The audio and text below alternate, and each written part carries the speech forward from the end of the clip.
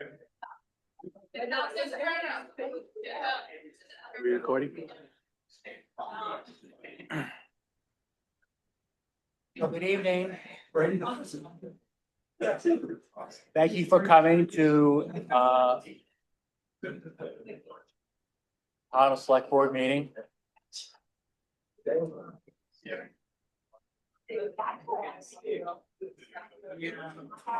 We always open our select board meetings with a pledge of allegiance, so if you're able to, could you please stand and I pledge allegiance to the flag of the United States of America and to the republic for which it stands, one nation, under God, indivisible, liberty and justice for all. Well, thank you very much. I see a lot of new faces here, so I'm going to introduce the people at the table, just so that you know who you're interacting with. My name is John Morris. I'm the chairperson for the select board. This is Kate Day, select board member. George Pottle, select board member. Becky Taylor Chase, town administrator, and Superintendent Tom Gray of RSU 5.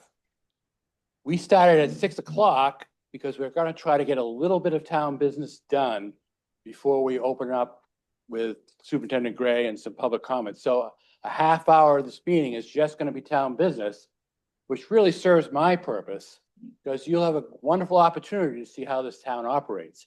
And you may be so excited, you'd be willing to pitch in and volunteer on a committee. We have many openings and we would love to sort of fit you in. So if this excites you to watch this business happen, then please see me. First item on the agenda is the accounts payable warrant. It's accounts payable warrant 21 in the amount of, I just want you to listen to this, $411,532.04. I move that we approve fiscal year 26 accounts payable warrant number 21 in the amount of $411,532.04. Second it. It's been moved and seconded to pay accounts payable warrant number 21 in the amount of $411,532.04. Is there any discussion? Ms. Day. Why is this so much money? Becky Taylor Chase. This one includes our monthly assessment to the RSU 5. Okay. Any more discussion? Seeing none, all in favor? Motion carries. Next item on the agenda is payroll journal number 383 in the amount of $11,156.99. I move that we approve payroll journal number 383 in the amount of $11,156.99. Second it. It's been moved and seconded to pay payroll journal number 383 in the amount of $11,156.99. Is there any discussion? Seeing none, all in favor?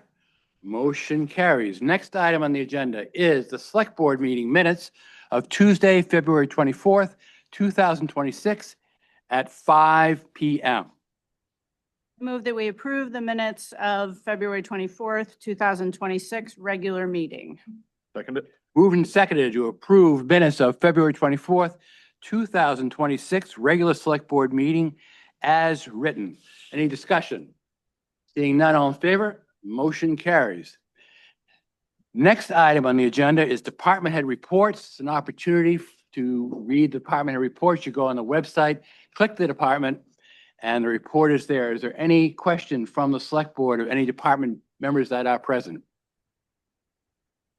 Seeing none, we'll go to briefly to go new business. So I have before me a letter for a freedom of information to the RSU 5. I'll read the draft and we'll talk about it in front of the board, in front of the people. It says, to Tom Gray, Superintendent RSU 5, Durham Freeport Pownell, 17 West Street, Freeport, Maine, March 23rd, 2026. Superintendent Gray, thank you for your response. The town of Pownell is submitting an FOAA request, which is a Freedom of Information request, because of the surprise announcement of a possible repurposing of the Pownell Elementary School, in order to accelerate the information needed to accurately assess the financial and education implications of the school administrative unit withdrawal process needed to inform the potential withdrawal committee, the town of Pownell would need to evaluate: one, financial obligations, commitments.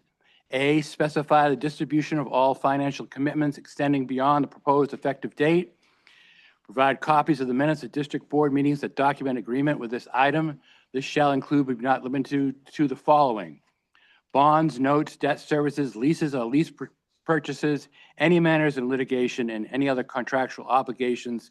Specify how the withdrawing town RSU will meet any financial commitments to the RSU superintendent that extend beyond the effective date of the withdrawal. 2, division of property. Specify how all real and all personal property will be disposed of or divided. Provide copies of the minutes of district board meetings that document agreement with this item. This shall include but not be limited to the following: building, land, including enforcement of existing deeds, restrictions, buses, other vehicles, equipment, supplies, fuel, infrastructure upgrades. 3, division of monetary assets. Specify how monetary assets will be disposed of or divided, how the new school administrative unit will manage and distribute any such assets. Provide copies of the minutes of district board meetings that document agreement on this item. This shall include but not be limited to the following: year-end balances, trusts, gifts, endowments, and scholarships, accounts receivable, prepaid expenses, investments, uncollected insurance proceeds, locally established retirement programs. Of particular importance, given the timeline of decision-making, is an understanding between the RSU 5 and the town of Pownell as to the naming of the action taken by the RSU 5 board concerning the Pownell Elementary School. At this time, the town of Pownell contests the action identified as school repurposing to be more accurately defined as school closing. This clarification speaks to legislative response by the town. The RSU 5 board superintendent could clarify the RSU 5 position that would help dictate legislative responses. According to the Maine Department of Education, changing the makeup of school administrative unit has serious implications for the education of students residing in the unit and for citizens, both local and statewide, who provide support for the unit. For this reason, the process of withdrawal is complex, with necessary involvement of many parties. Town of Pownell looks forward to working with the RSU 5 board and superintendent to help inform the Pownell residents in this important decision. So this is the draft of a Freedom of Information request. I'll entertain discussion from the board. Can you please summarize this letter in plain English? Sure. So the town takes no position on the withdrawal process, but because of the nature of the information that was passed on through a RSU 5 board meeting, if the process, which I'm sure Superintendent Gray is going to explain, happens in a timeline, the withdrawal process would have to start simultaneously, because the school could be repurposed before the withdrawal process is about 1.5 years. So this is just an attempt to get information to the town in terms of what would be the financial implications of even considering a withdrawal, because it's the board's responsibility to make sure the town and the taxpayers know what those implications are. There are other people who have various different interests about what the school repurposing could mean, but it's the select board's position and it's their duty to protect the interests of the town. So it's just asking for 3 items in the withdrawal process that pertain to taxation. And because we don't have a withdrawal committee, or there has not been any withdrawal process, we need to ask through an FOAA request. My comment would be, it is indeed a surprise. George, any comments? No. So I move that we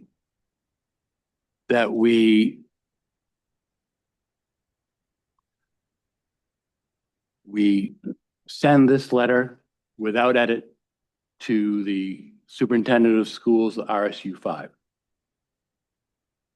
I second. It's been moved and seconded to send this letter without edits to the superintendent of RSU 5.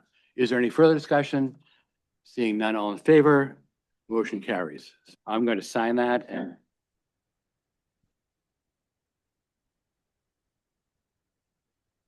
you sign that and we'll just pass it right on down to Becky and she'll give it to Mr. Gray. All right. What do we have, Becky? Great.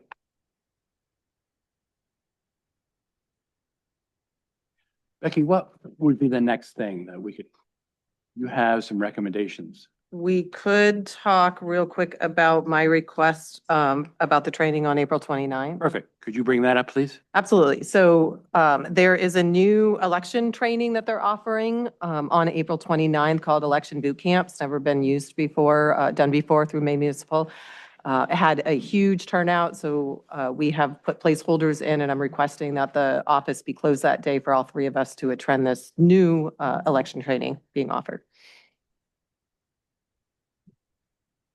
Is there any disagreement about that happening?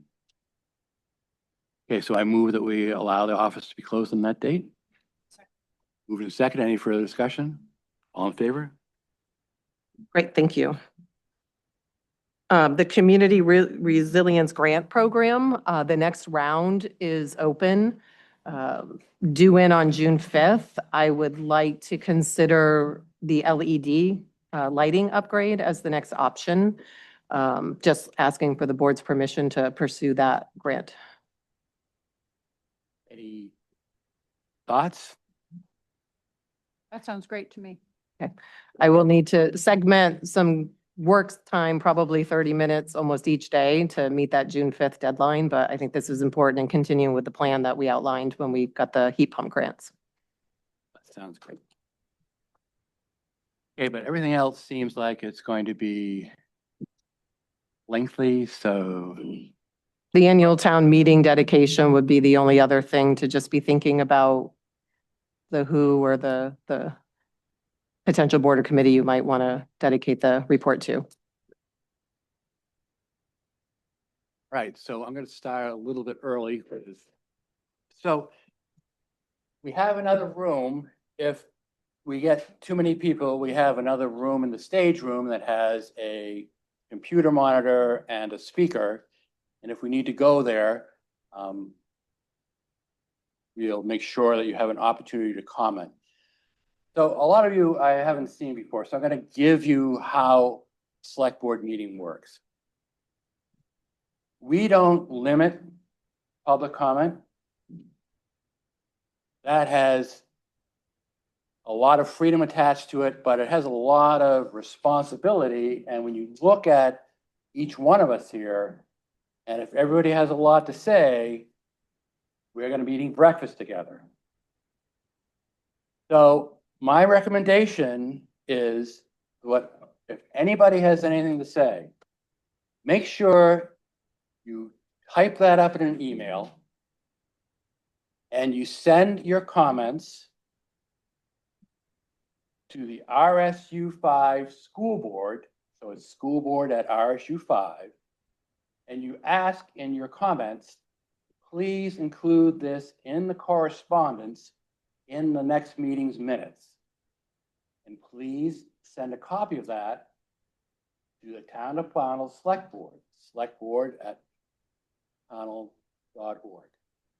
Please ask that to be included in the minutes, because it's going to be very important that community support is documented. And I think from my perspective, and I'm just one voting member in this town of Pownell, which you all are voting members, hopefully you're all from Pownell, and you all have an equal voice. But my recommendation is that I don't think the school board really has a feeling of how important this school is for all of the town of Pownell. So in order to do your due diligence, please, if you don't speak tonight and you have something to say, type it up, send it an email. Please ask it to be recorded in their correspondence. They're required to do that. So it might take up a lot of file space in the computer. And please send it to to the select board as well. So although this is gonna sound very autocratic, I run this meeting. And you asked to speak through me. Superintendent Gray is gonna give a presentation and we'll have public comment.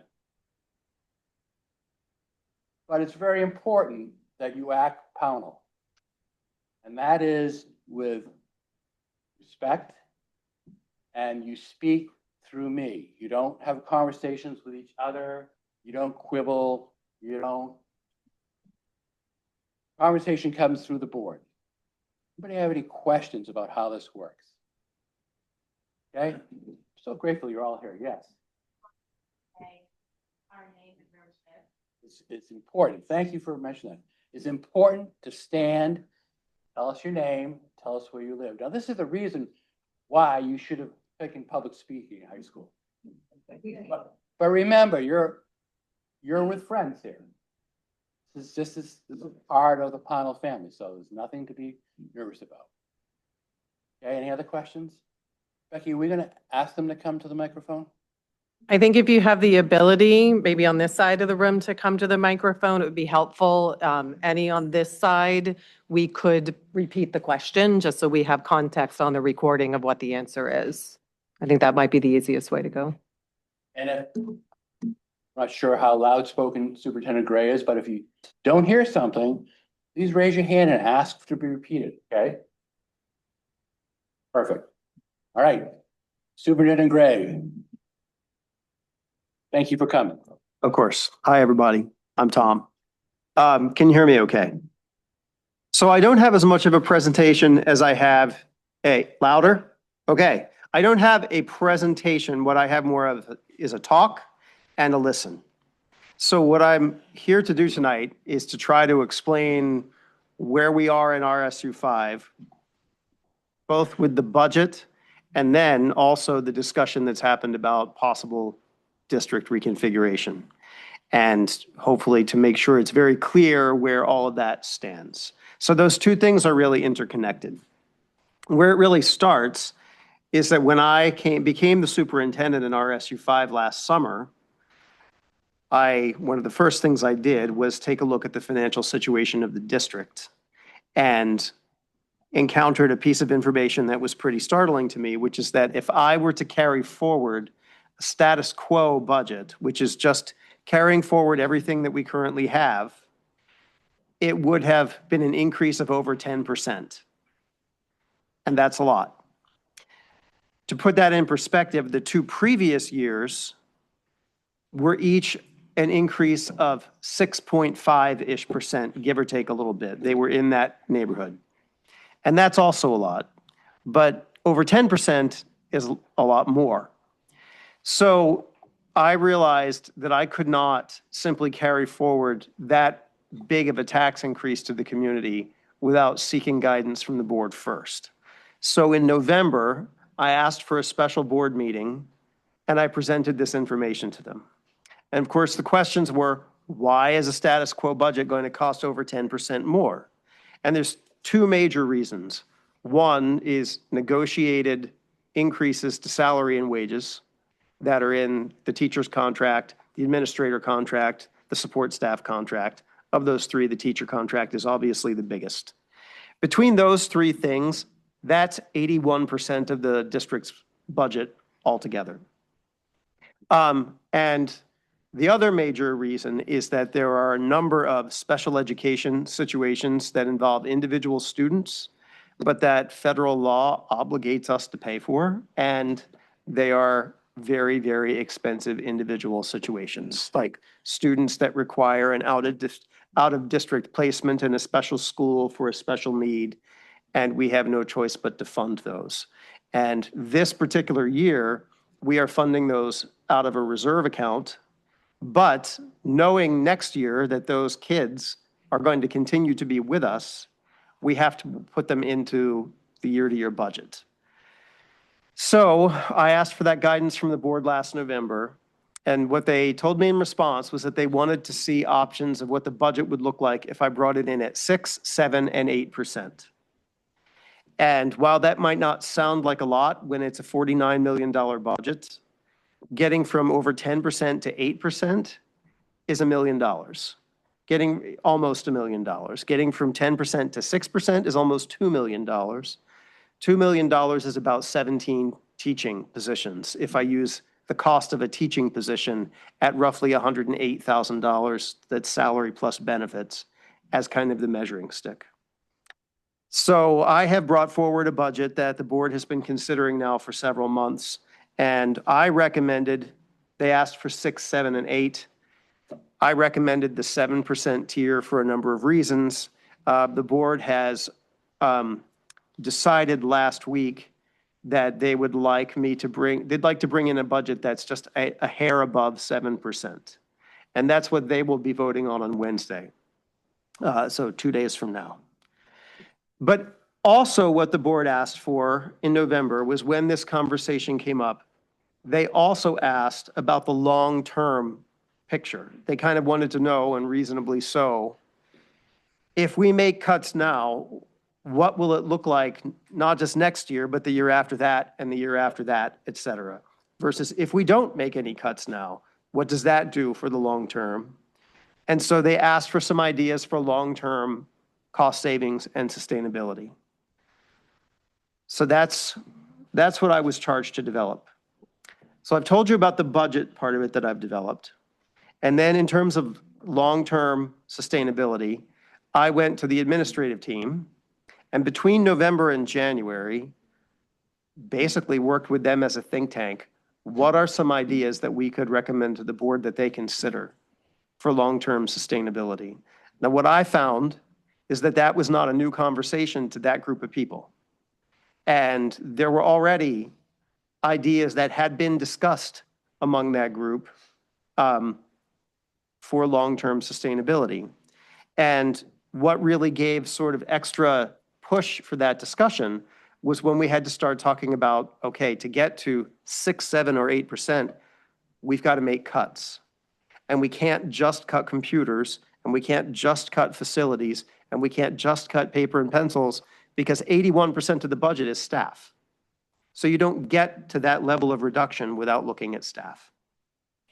And we had, earlier in the year, I had surveyed the faculty, knowing that this was likely coming, to identify from the faculty's perspective, what do we need to preserve the most? And I went to meetings in each of the schools, and I also used a questionnaire. And so largely based on the input from the staff, we kind of came up with criteria to use for what would be the most the least painful ways to cut in RSU 5. And that's kind of the lens that we looked at each cut that could be laid on the table. So at first I asked each principal and each director within your school or whatever, where can you cut? And then we would meet together and we would lay them all on the table. And the discussions were kind of like this. Okay, at Durham Community School, we could reduce the first grade by 1 teacher, and the first grade could be, I think it's 4 teachers instead of 5. Similar at Mass Landing School in Freeport. They are reducing a 4th grade teacher because the numbers would allow that and would allow the class sizes to remain within the class size policy. And that's where your school comes into the picture, because it is very hard to make a cut in a school that is 1 class per grade level, because if you cut 1 classroom, you cut a whole grade level. And then if you were to combine, I mean, you can do it. You could say, well, we could combine grades 4 and 5. Okay, except then the math still is difficult, because if you have a 4th grade of 14 and a 5th grade of 15, and you cut 1, then you have a class of 29, which is still way above the class size policy. So what we encountered there were simply the logistics and inflexibility of a school that has 1 grade per class. And that's really kind of what we're all up against here with the discussions about reconfiguration. So when we talked about these ideas for long-term sustainability that the board asked for, That's one problem that we considered, but it wasn't the only problem. There's several other goals to try to achieve if we were to make any changes. So one is to try to achieve a more universally fair configuration of grade levels. And I think maybe this is the moment where I can sort of put this in perspective. You can imagine how those discussions went when I have, I'll just say the principal of Mass Landing School in Freeport, who will have now next year, four third grade classes all at 20 or 21 kids, because that's where a cut could be absorbed. And we just can't do the same at a school like Pownell because of the size and configuration of it. But that's only one of the issues. One of the other issues is that the state is early childhood. So the state has mandated that all school districts assume responsibility for special education for 3 and 4-year-olds effective in 2028. They also, at the same time, set up incentives for districts to take on that responsibility a little bit early because they're trying to rescue CDS, if I'm quite blunt about it. CDS is the entity that provides those services now. I think everybody in Augusta would admit the same, that it's not very effective at doing it, and it's not very cost-effective at doing it. And so the state would like has mandated that school districts take it on. And the earlier you take it on, you get some financial incentives to do that. So earlier this year, we had also a special task force for early childhood that included daycare providers and teachers and administrators and school board members, and John was on it as well, select board members from each town. And we made a decision to take on that responsibility a year earlier than required. So that's 2027, not next school year, but the year after. In large part because if we took it on early, we get a little extra money from the state. And we also have a better chance at hiring the people that we would need to hire before they're gobbled up by other school districts. And another reason why we felt we could do that is because we actually already have pre-K. And so we are already serving 75% of the 4-year-olds who have a special education need through our existing programming. And so next year, we're only going to take on the 4-year-olds. And the year after that, we will have to take on the 3-year-olds. We know how we can do the 4-year-olds. We don't yet know how we can do the 3-year-olds. And the big issue is space. We just don't have a good idea yet how we can do that. So that's another long-term issue we have to try to solve. And hopefully we have to try to solve it. Again, the whole genesis of all this is the budget's really high. So we want to try to solve it without having to build a new building or add on to an existing building or rent a building somewhere. We want to try to be as efficient as possible with that. And then a third major consideration that emerged from those discussions was middle school. And I think this might be the biggest one of all. This is the one we talked about the most. And a lot of the administrators, and since then I think other folks in the district as well, are concerned because we have 2 middle schools in this district. One is Freeport Middle School, which has all the Freeport kids and all the Pownell kids. But Durham is completely different. And the kids who are in grades 6, 7, and 8 at Durham don't have the same experience that the kids at Freeport Middle School have. Here are some examples. In Freeport Middle School, they have STEM as a core class every day. At Durham, they don't get that. In Freeport Middle School, they've had extra world language opportunities that they don't have at Durham. The whole after-school sports issue is a major inequity because Durham operates on an elementary school schedule, which means it starts about an hour later than Freeport Middle School, which means if any of the Durham kids want to get on any of our teams and go to a game, they have to miss an hour more of school for early dismissal. And there are a whole host of issues like that. So there was a strong desire to explore ways to actually bring all of the middle school kids in the district together before high school, which is when they're all getting together now. So those were the major problems that we identified. And then from that, we identified 3 ideas to take to the board to see if they liked. And actually, I should say, we identified 2 ideas. I brought those ideas to the board plus 1 extra, which was keep it the same way.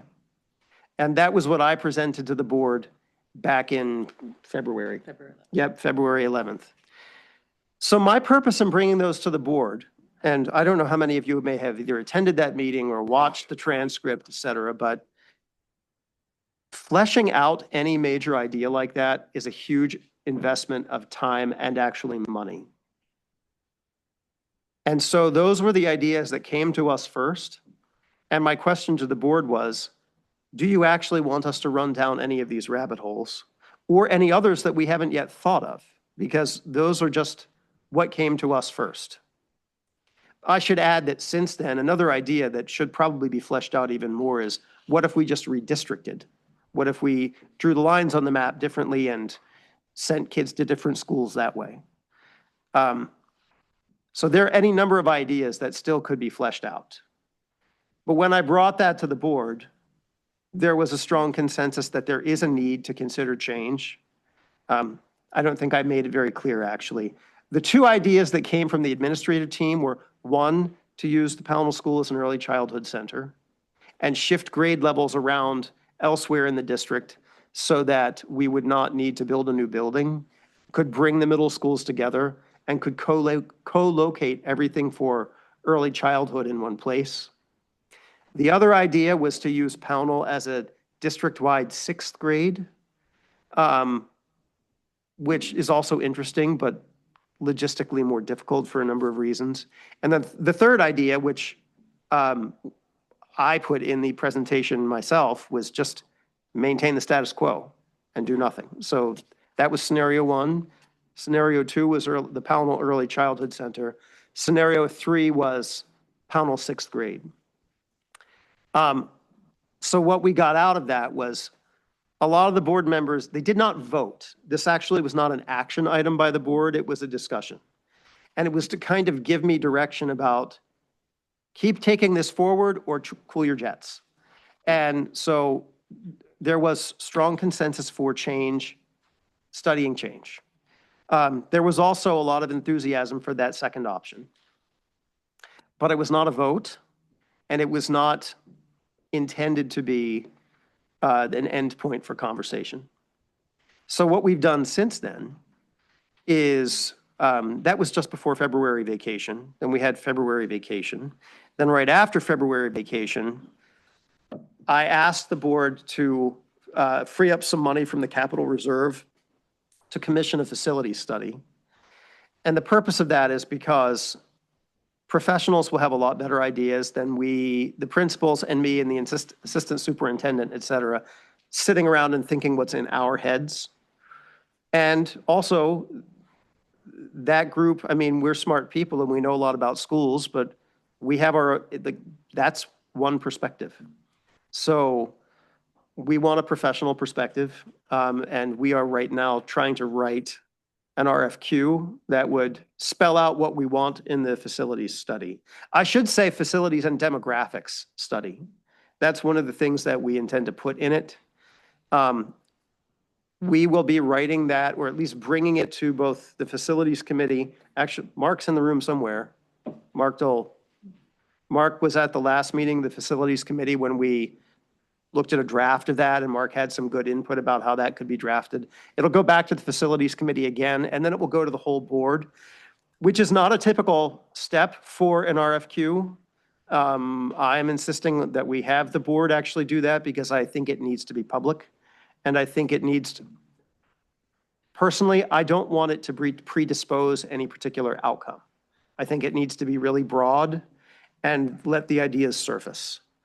In terms of the timeline for that, my estimate is that we wouldn't even have that in hand until December.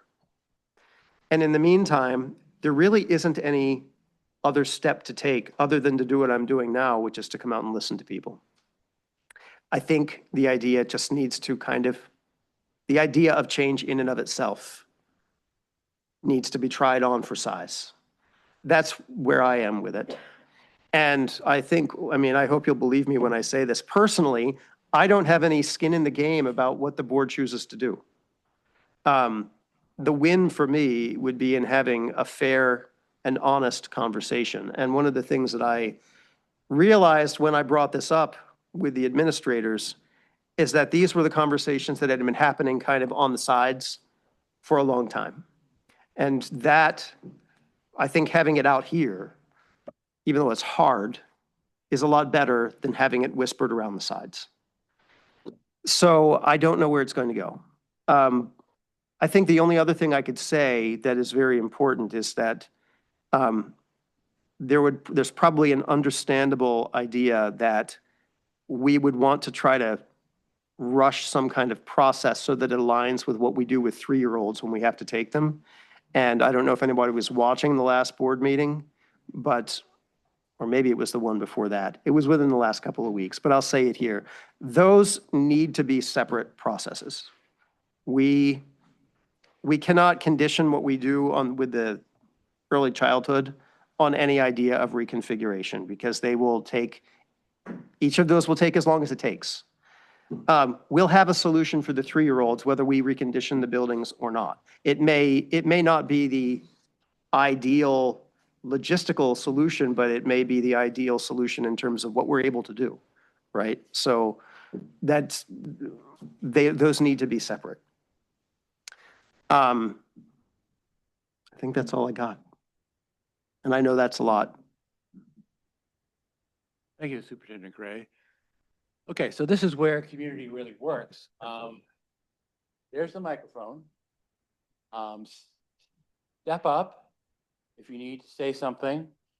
Sure, you give us your name and your address. Remember, we're looking forward to you sending us email copies of your comments, asked to be put on correspondence both to the select board and to the RSU 5 school board. We're all friends here, so step right up. I'm Radka. I live in Pownell on Roller Road. I just want to say thank you. That was the clearest picture I've heard from anybody in terms of the situation that we're in. You're in a hard spot. I appreciate all the hard thought that you put into this. I do think that I'm friends with a lot of people in the community. I do think there are a lot of other solutions that we can consider that will address some of those challenges. It sounds like you're open to those, so I look forward to working with you on solving these problems. Thank you. All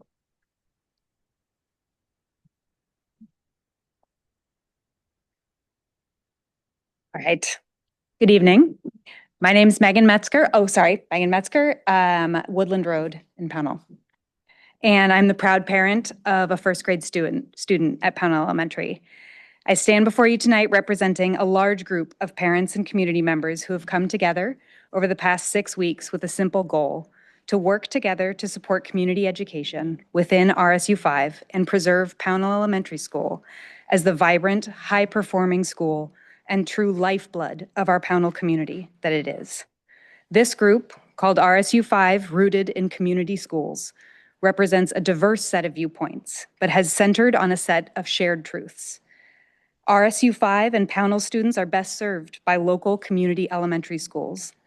The towns that comprise RSU 5, including Pownell, are stronger communities when served by local community elementary schools. And RSU 5 as a whole is a stronger district, both when it is rooted in strong community elementary schools and when Pownell remains a part of it. Over the past 6 weeks, we have organized a petition in support of saving Pownell Elementary with over 1,000 signatures, with more than 600 from RSU 5 community members. We've put countless hours into community outreach, budgetary and statutory research, and have organized ourselves into a steering committee and several subcommittees, including the Community Engagement Committee, which I helped to lead.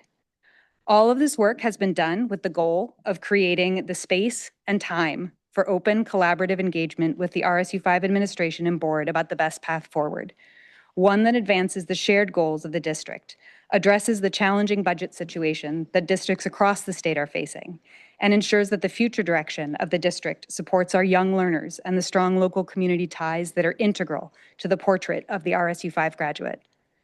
As a group, we have decided not to take a position on the withdrawal petition that we know has been discussed. We are approaching this issue with a spirit of collaboration and a genuine desire to work together. We would strongly prefer to preserve Pownell Elementary as a community elementary school within the district. However, given the very real and lengthy timelines involved in the withdrawal process, we recognize the urgency that many in our community feel to do everything possible to protect Pownell Elementary immediately. This is particularly understandable given that the only two options for change that have been presented to the board both involved closing Pownell Elementary without supporting data available and a fraught history of impactful decisions made by the RSU 5 board without meaningful Pownell community buy-in. Regardless of the withdrawal effort, RSU 5, rooted in community schools, stands ready to work with you, Superintendent Gray, as well as the full Pownell and RSU 5 communities to help drive positive change that all of our towns can get behind.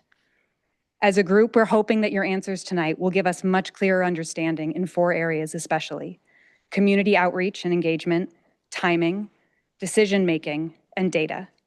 And members of our community here tonight will be asking those specific questions. We're eager to hear your thoughts, and I appreciate your being here and engaging on this deeply resonant issue with the Pownell community. Thank you.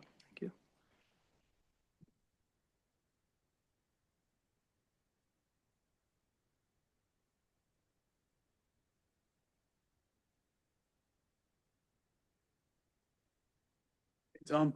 Hey, how you doing, Greg? Good. Brandon Perry, 290 Fickett Road.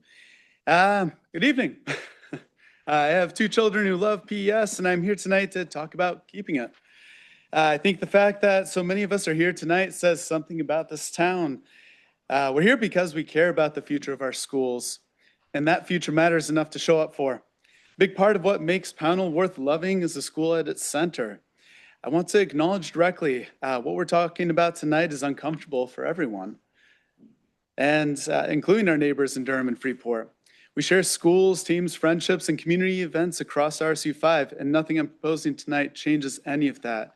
I'll come back to that. Yes, sir, the superintendent present the 3 scenarios. The board has stated that the status quo is not viable. The remaining 2 both convert PES, one into a centralized preschool center, the other into a district-wide 6th grade school, but both displace Pownell's K-5 students in all likelihood to DCS. Both require busing children across town lines in ways that affect all 3 communities, not just Pownell. These scenarios have been presented unchanged to at least 3 separate audiences over the past month, and despite quite a bit of community opposition, to date, the board has not withdrawn either scenario from consideration or offered alternatives that do preserve PES. Going into FY28, Pownell did not set this timeline. The board largely did. We have a responsibility to respond to what the board has said it plans to do, not to what we hope it might decide. I built an independent analysis of 70 public sources, and it shows that preschool conversion produces a net annual cost, not really savings. And the alternatives exist, like the consolidation of the middle schools can save $479,000 to $804,000 per year, while lowering assessments for all 3 towns. If the board pursues alternatives, this is a better outcome for everyone, and I'd welcome it. But here's the risk I see. The board can vote on scenario 2 or 3 at any regular meeting. There are no required deliberation sequences, no guaranteed timelines, and no guaranteed Pownell referendum. There's a legal argument that Maine school closure statute, section 1512, would require a town vote before PES could be converted.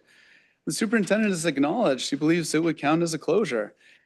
But a school district in Presque Isle did something very similar just earlier this year and classified it as a reconfiguration, not a closure, with no town vote required. That question has not been settled. Relying on an untested legal interpretation as our only protection is more risk than at least I can accept. I spent weeks examining every other legal mechanism available to protect PES within the district. In every case, the protection depends on the board voluntarily agreeing to limit its own authority.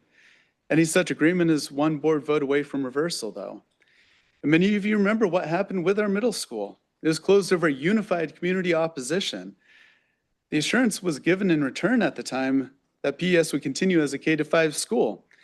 That assurance held until this year. Today, no one on the board has said we will not convert PES. The assurances being offered do not protect against the action we're asking to be protected from. Every board member and administrator I've spoken with has been thoughtful, measured, and clearly burdened by problems that have no easy answers, and I want to recognize that. But the board's job is to serve the RSU as a whole. If the board concludes that converting PES serves the broader district, that is within their authority, and I believe it would be a defensible decision, particularly from their perspective, but even objectively perhaps. But if that vote happens, PES is gone. 105 children get put on buses to other towns, and that is permanent. There's no path to undo it. My tolerance for that risk is very low. That is why I believe panel needs to pursue both paths at the same time, withdrawal and coordinating heavily with the RSU. Others may weigh this differently, and I respect that. Maine law gives every RSU town the right to withdraw. 43 towns across 15 districts have done it since 2012. And under withdrawal, Pownell operates PES as its own K-5 school. Middle and high school students could continue attending Freeport schools, the same classrooms, same teachers, same teams, same friends. The town pays tuition for those seats, over $1.7 million in the model per year that stays with RSU 5. And importantly, though, independence isn't free. According to my analysis, independence could cost roughly $339,000 to $676,000 more per year to Pownell than RSU membership, about $533 to $1,063 per household. Pownell would carry 100% of the cost of PES. However, the 17-year cost-sharing debate ends. The withdrawal process has built-in checkpoints. The petition merely starts it. A town vote authorizes it, and then a committee negotiates terms. The state reviews the agreement, voters decide in a final referendum, and it can stop at any checkpoint.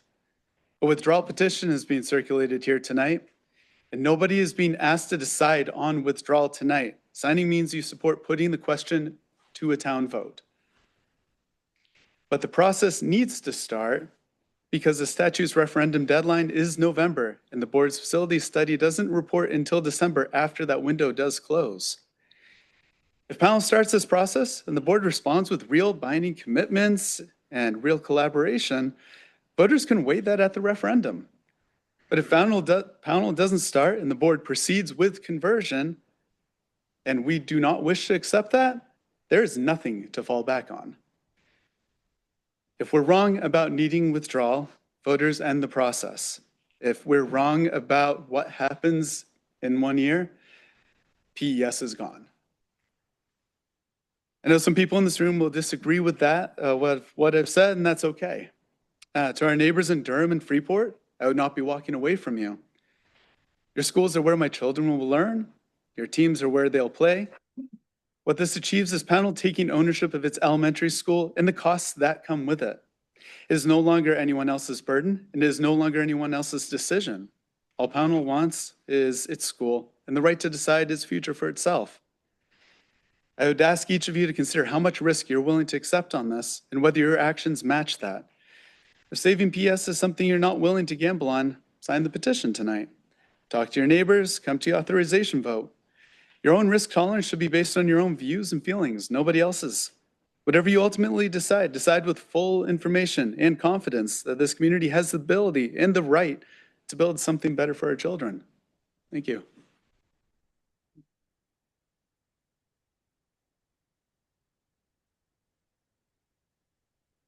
Brandon, I just wanted to respond to a point you made about school closure, just because I've looked into this a little bit more just in the past few days. And according to the deputy commissioner, the scenario that's under discussion would not count as a school closure.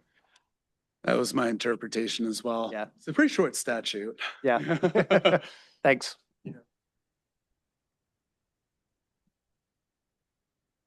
I'm relative to Bill Crane, 209 Chadsey Road, Pownell. Once upon a time, I was on the select board. Once upon a time, my wife was librarian at Pownell Elementary. My kids are long out of school at Pownell Elementary, but I deeply care about our community. The timeline is not ideal, but one question I think can be posed tonight that either you can answer directly or soon can. Would you be willing to commit to request this facility study to include specifically if Pownell Elementary remains K through 5, what are the alternative scenarios? That's a board decision. I'll tell you right now, I think that's reasonable. And we haven't finished drafting that RFQ, and I could bring that suggestion to the facilities committee. Is there an opportunity for public involvement Yep. in the drafting and discussing the RFQ? You could come to a facilities committee meeting. Those are public. There is not public comment at those meetings, but sometimes the chair of the committee will just ask people, if they have a particular insight, we'll let them share it. And of course, you could write to the board, and they will be considering it publicly too. And when would you anticipate a decision on this issue? Oh, I would hope within the next few weeks, because none of us wants to let it linger. Okay. You also mentioned, everybody else probably knows the answer, class size policy. What is that? Off the top of my head, I don't remember the numbers, but I can tell you that it's different per grade level. So at pre-K, 5. at pre-K, Or leave K, 1 through 5. it's different at K. I think at K, it's about 16 or 17. By the time you get up to grades 3, 4, and 5, it's 20 to 21. And then the upper grades, it goes up as high as 24.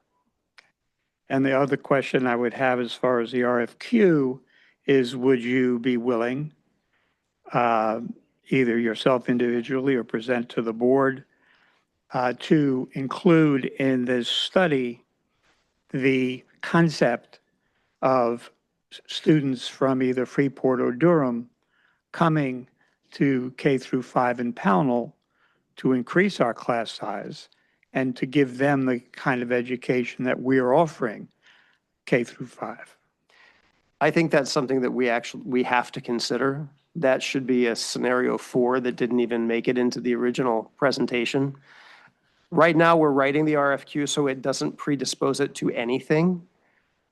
So I don't know that we would necessarily put that in the RFQ because we don't want to predispose it to anything. But that is an idea that we should consider. Well, my concern is that options 2 and 3 that we've heard a lot about are memorialized in writing. Will they be included one way or another in the RFQ? No. Okay. So then all I would ask at this point is the option of increasing our class size, as I just mentioned, would also be formalized as quote unquote option 4, so that all of these options have equal status, at least in terms of the general discussion.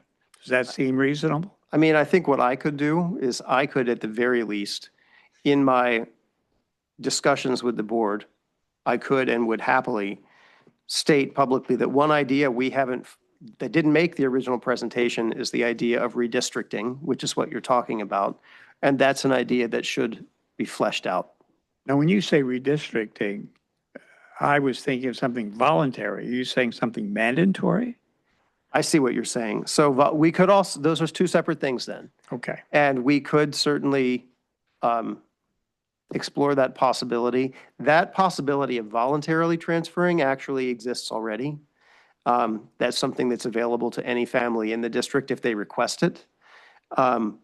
What I was talking about is drawing the lines on the map differently. Oh. So, part of West Freeport could come here, or part of Durham could come here, rather than just strictly adhere to the town boundaries.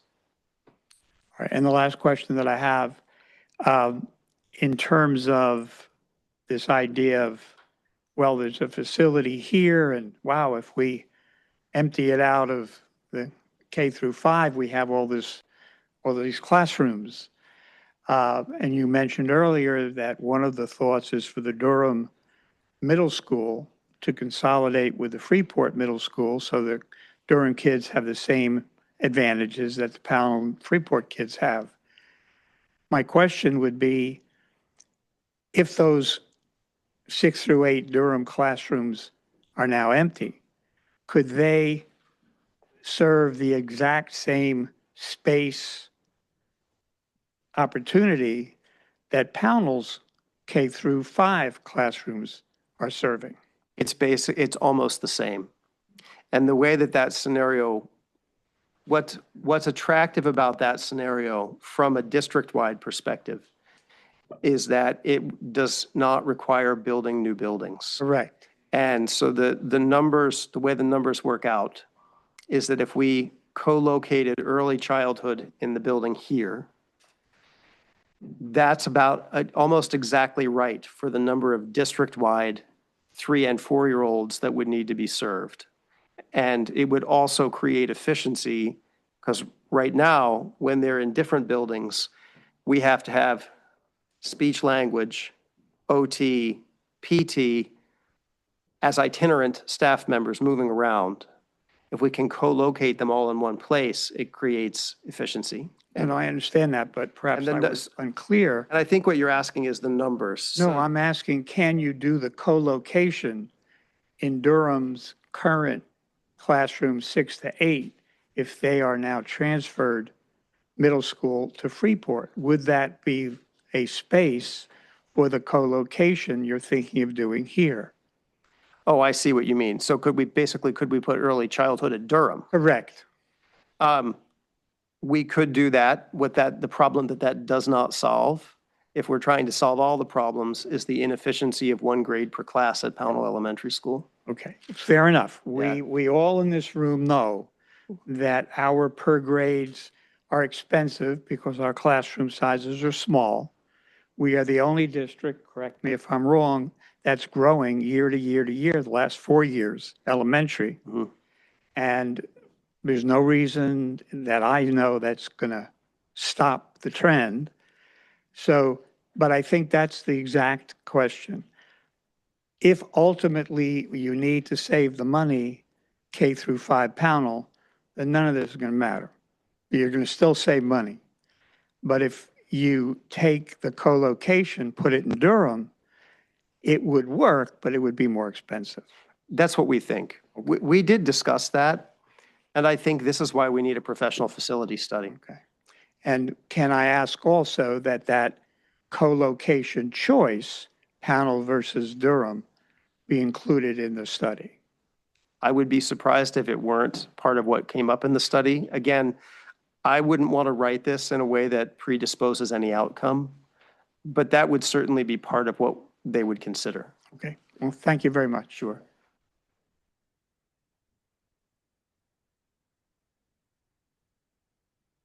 Hi, everyone. My name is Ian Nichols, 24 Allen Road. Members of the Select Board, by the way, thanks for being here. Sure.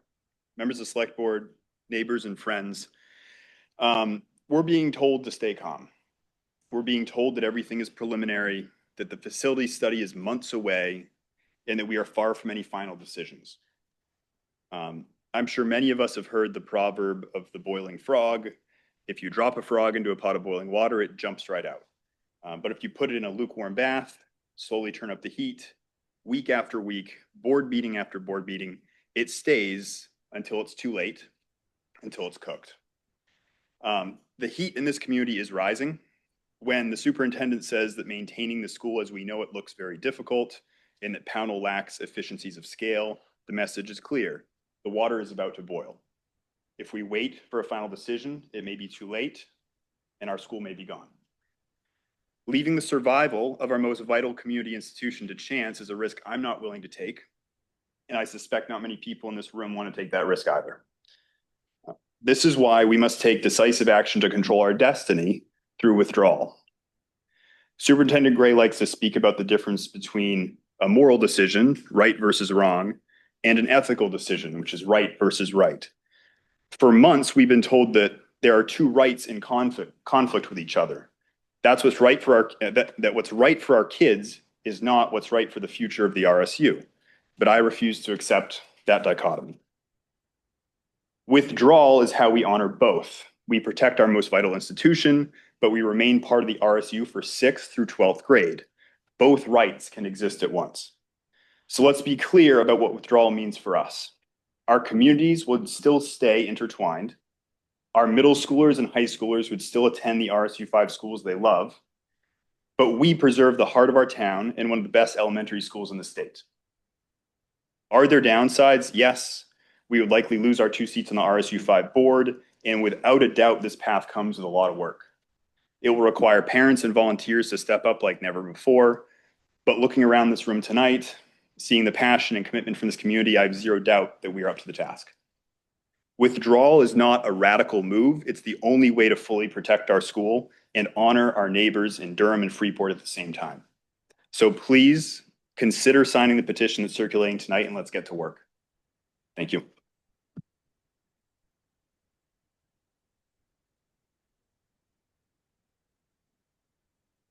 My name is Joan Muller and I live on the Layton Road. What else was I supposed to say? I guess that's it.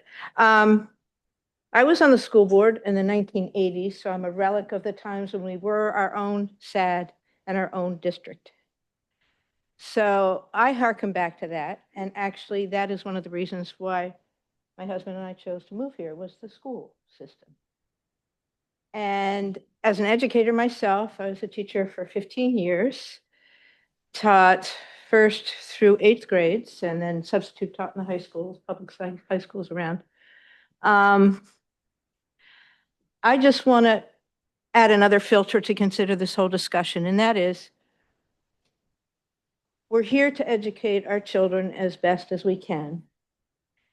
And to me, I look at it as the best we know about educating young students, 3, 4, pre-K and kindergarten. And I've always been very proud that actually we were one of the first districts, Pownell was itself, and it was back as SAD, to have and offer pre-K. That was very advanced at the time. It was maybe one other district in the whole state.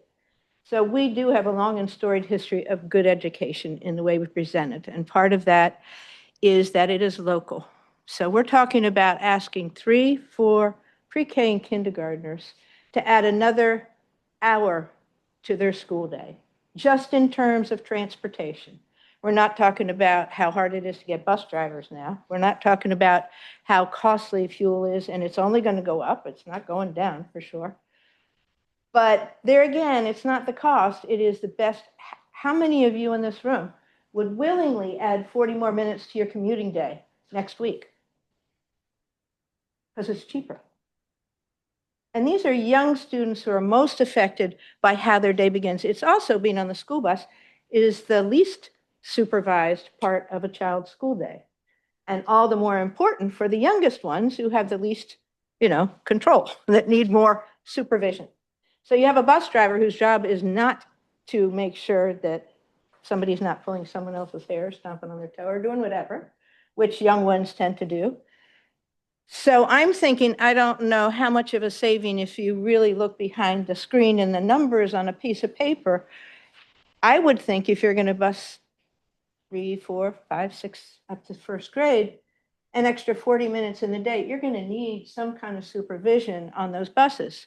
So you're adding drivers, the worst is the time for the children. That's where I come down on. That's what I'm saying. Please consider in this whole scenario that the age of the children we're talking about, and every child in the district will then be affected. The young ones, Pownell's young ones are fine, but Durham and Freeport's young ones are going to have this extra time in the day that they're already giving, anybody with young children knows this, giving their utmost at school to hold it together, to listen, to pay attention. They come home and they fall apart and they feel like, how come I get the worst of my child every day? What's the deal here? And being in a car at the beginning and the end of your school day is, or our bus, is undue stressor, I think, and goes against good education policy. So thank you for listening.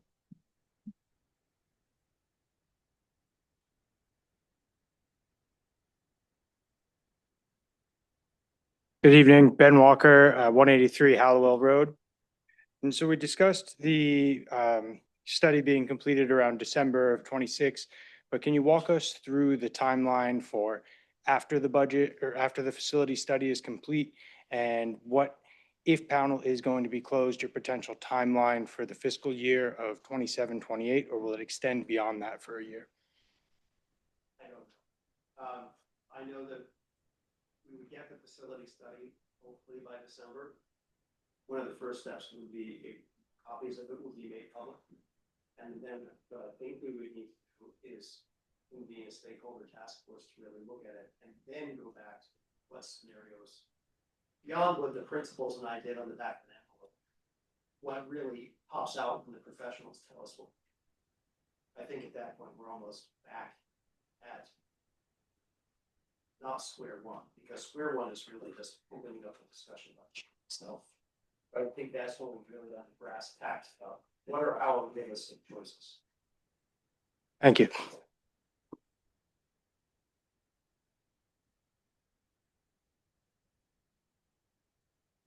Hello, my name's Tom Hall. My wife and I live at 176 Merrill Road here in Pownell. Full disclosure, our two boys, both graduates of Freeport High School, still live at home with us. We're a little bit embarrassed by it, but oh, good. But I will take the opportunity to brag. Parker, our oldest, upon graduating from Freeport High School, went on to St. Joseph's College of Maine, got his degree in nursing. He's now working as an RN in the ER at Maine Med. So he's done well. He started off with a great education. And this is the reason why.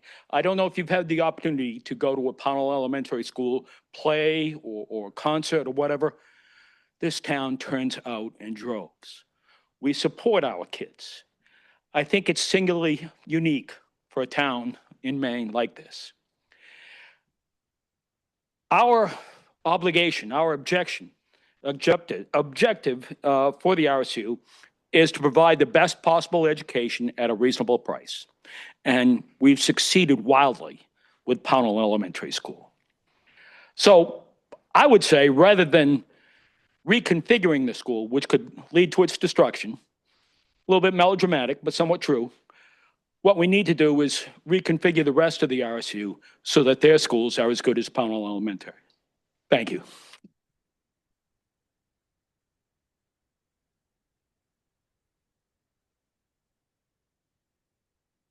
Hi, my name is Kate Martins. I also live on Merrill Road. I'm Tom's neighbor. And Superintendent Gray, at various points in this process, you and the board have called for community involvement. The Pownell community took that request to heart. Committees have been formed, meetings have been orchestrated, a petition with over 1,000 signatures has been generated and distributed. There was a mailer that went to every address in Pownell. There are 100 Save Pownell Elementary School signs in yards in Pownell and across the district. About 20 Pownell residents have spoken during the public comment section at the school board meetings, offering ideas for how to address the constellation of issues outlined by you and the board members. Never in my life have I felt more involved in or informed about the higher level workings of an educational unit, and I myself was an educator for more than a decade. Despite all this community effort, the facility study is moving forward, and there remains only one RSU 5 board-supported scenario on the table, scenario 2. You're here tonight, and I appreciate that, but I worry that despite all this effort, the ideas and opinions of Pownell community members are not being taken into account. Can you offer suggestions on how our time and energy can be utilized in a way that the board would recognize? We are working hard, and I've been so impressed by the capacity of people in this town. If you are sincerely asking for community involvement from Pownell residents, I'm asking you to please tell us how to help.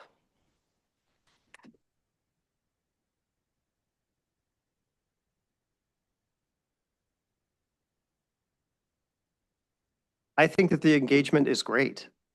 I think that actually seeing the town come to life around something that it cares about is probably the healthiest discussion that's going on in the district. I do feel a need to set the record straight because scenario 2 is not the only idea on the table for discussion. And I know that it feels that way. That is an idea that's gotten a lot of excitement. You saw the excitement on from the board members. From my perspective, that was just a way to decide, do you want me to explore change or not? They want me to explore change. Any number of ideas could and probably should come up, be at least equally considered with the ones that were initially laid on the table. So I hope that is truly how I feel, and I hope you believe me. Yeah, I agree with the sentiment. It doesn't feel like things are received if they're not sort of formalized. yeah. And I think that has been brought up. I think when you see the same slideshow over and over again and scenario 2 is brought up. Well, I've only showed it once. Okay, well, maybe I've watched it over and over again. We all have. But I do think that it's helpful to have documentation. It makes it feel more real. Yeah. I mean, personally, and I hope you'll agree, I know it would make a lot of people in the room feel good right now if I were to just say scenario 2 should be off the table. I can't do that. I think for the spot that I'm in, all ideas have to be on the table, and that's what's fair at this point. And the other thing that's fair is that this initial shock about we've got to have a discussion about change is opened up. It's kind of like lancing a boil. And there really isn't much, there's an understandable need to want to like take action right now. And unfortunately, the only action we can do at the moment is talk as much as we can and get the facility study rolling. And I do think that when we have more objective information from all sides, there's another really important part of the process, which is actual like work sessions about what to do. But I think that that's like a year down the road. And that I also understand, you know, I'm hearing people talk about your options as a town for whether you want to sit in that discomfort for that long, or if you want to take some kind of more immediate action that feels like it's within your control, which would be in your control as a town. And that's a choice only you can make, and that I have to respect either way personally. I do feel a little bit obligated. I mean, I'm not an expert about school withdrawal. I'm not. I was involved in a previous district that I worked in, was RSU 3. I don't know if you know where RSU 3 is. It's interior Waldo County. It's 11 towns. It's where the Common Ground Fair is held. It's Unity, Thorndike, Montville, Liberty, et cetera, Freedom, et cetera, et cetera, et cetera. And they just had to close 2 of their 4 little schools, and it's agonizing to have to do that. The situation was slightly different in that they were 2 buildings that were falling apart. And the decision was really, do we invest hundreds of thousands of dollars in this school where the enrollment is just going to go down from here? Or that is not the situation here. But what I can tell you, and I think I'm pretty confident, is when you explore what withdrawal would actually mean for Pownell, just be prepared to find a lot of implications that don't appear at first blush. Things like a Pownell teacher saying to me as I was in the hallway, well, if they withdraw, are they going to pay me the same way that RSU 5 pays me? Because I want to keep getting paid the same. That's not surprising. It's pretty reasonable. Or the fact that you still have to have a special ed director, a superintendent, a director of finance, and you have to find people who would actually do those jobs. It's just, there are a lot of hidden implications that whatever choice the town makes, it's a sober choice, and it needs a lot of thought.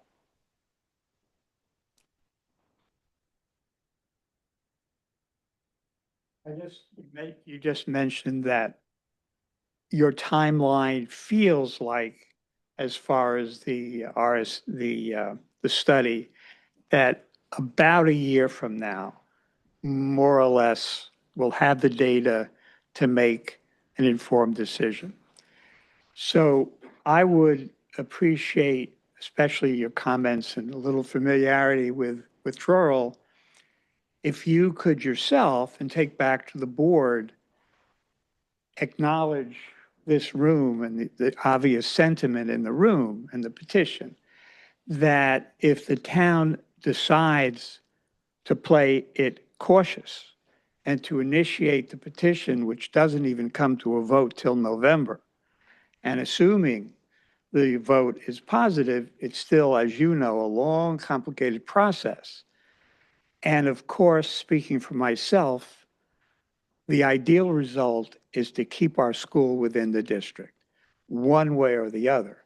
But if you yourself, and going back to the board, can just tell yourself and the board, we're not trying to withdraw from RSU. We're just trying to make sure the door doesn't shut when we have no power at all. Oh, I could absolutely say that. Okay, And thank I you. don't know how well, I mean, I know you have two board members here, Chris and Malik, two members of the RSU 5 board. I don't know how well any of you may know the other members of the RSU 5 board, any of them. They are very compassionate people. They are, they're an extremely thoughtful, empathetic group of people across the board. And one of the things I worry a little bit about is just because of the nature of this discussion, that those kinds of personal dynamics get lost. None of them see Pownell as an enemy or the cause of the district's problems. That's absolutely not the case. And I would ask, in a respectful way, I hope, as the discussion goes forward, I appreciate the pride in Pownell Elementary School, which is well-deserved, but the folks in the other towns are really proud of their schools too. And they deserve to be proud of their schools. They're all really good schools. And I would, just respectfully ask that when we talk about this, that we bear in mind that these are all excellent schools and everybody is neighbors and needs to shake hands at the end of this, no matter what decisions get made.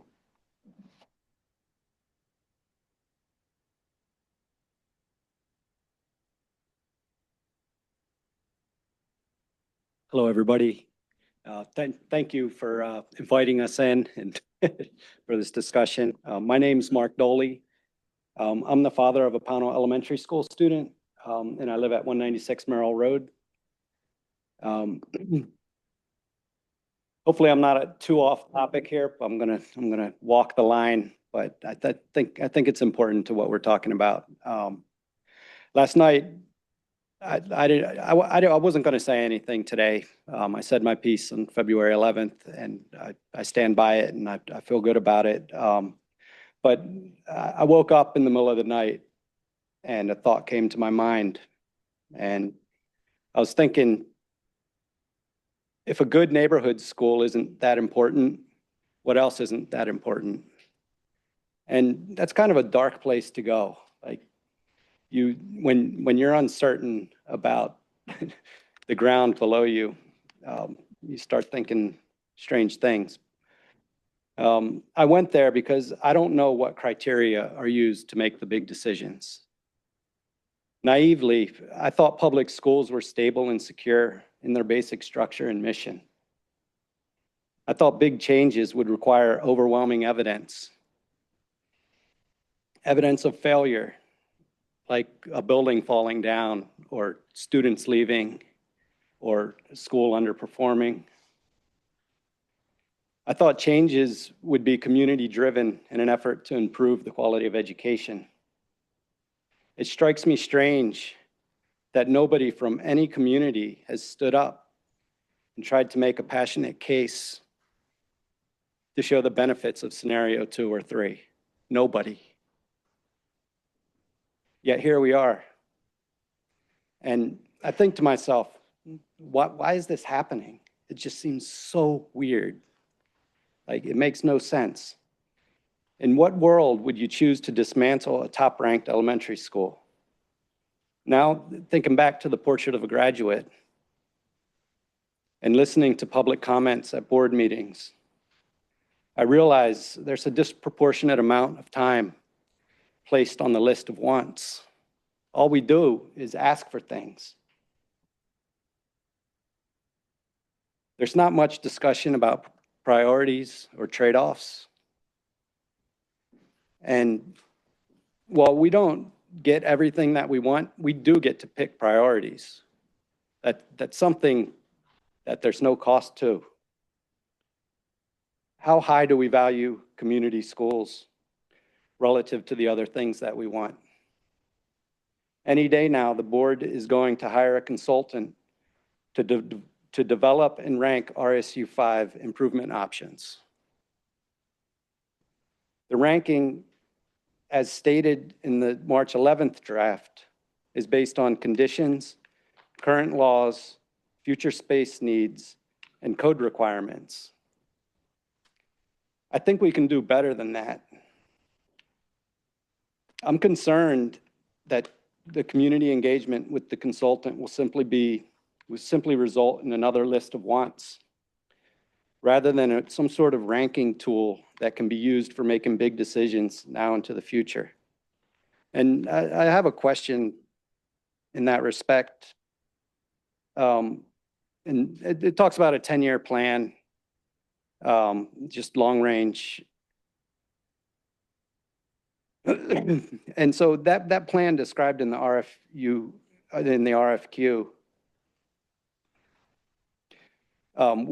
like how is the ranking going to happen? How are we going to decide what weight to give the various things that we want? And how will we be able, as a community, to be included in deciding that ranking even before there's any options on the table?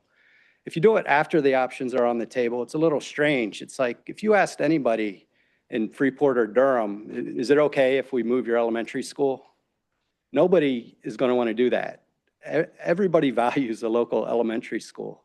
And how can an option that has that as part of the criteria, how is that option going to win in a ranking system?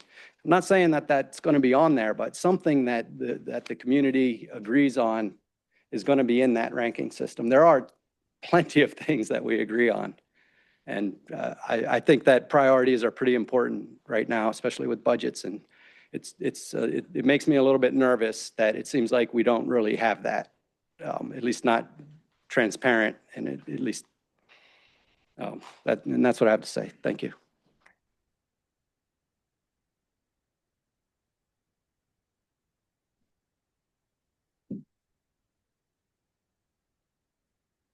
Hi, John.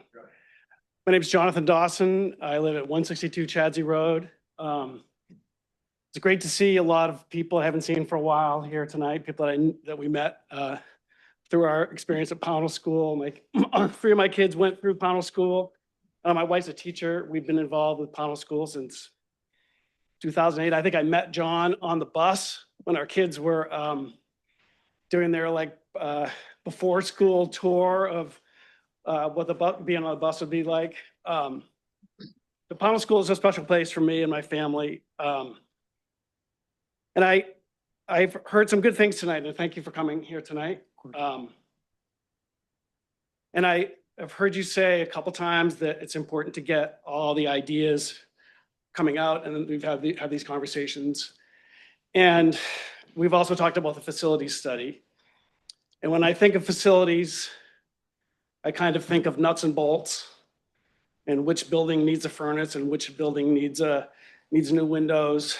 And that turns into, so again, being kind of suspicious, I start to think, well, this is going to figure out which building is okay to close or really needs to be changed. And that's a justification for making some sort of change. And I know that you've done a lot of explaining that that's not your intention. I appreciate that.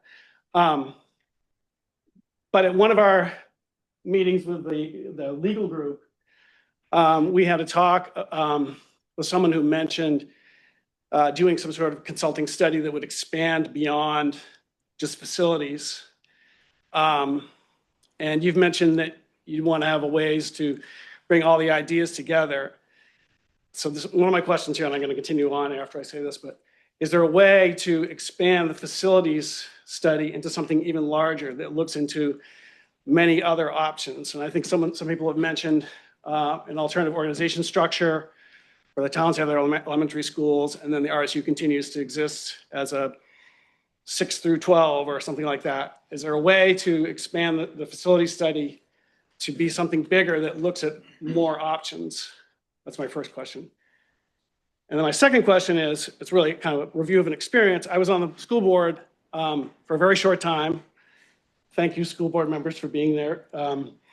It's a difficult time when these things are going on.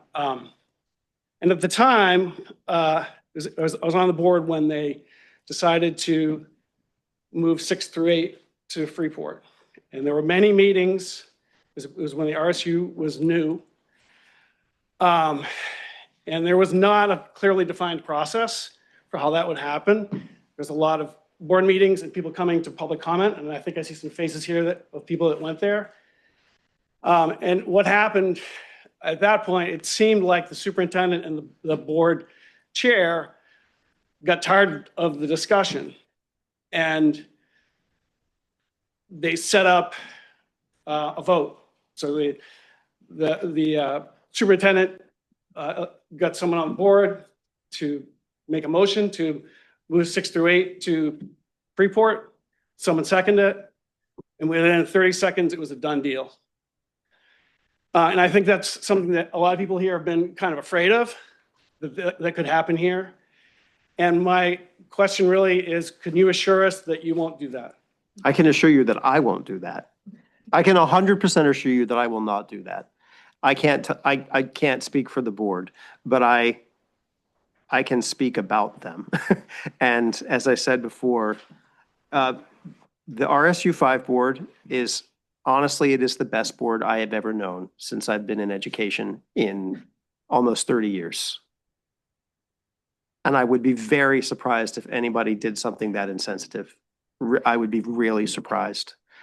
And to return, I want to answer your first question. So that's about can the facility study be expanded?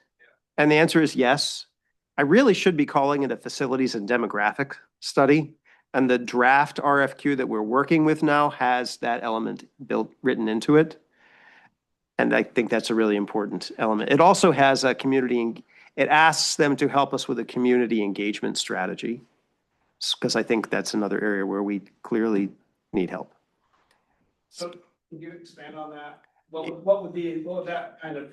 It would be a way, like a structure or a framework for how do we actually engage all the communities in providing feedback and establishing priorities and hashing them out and boiling them down to concrete options.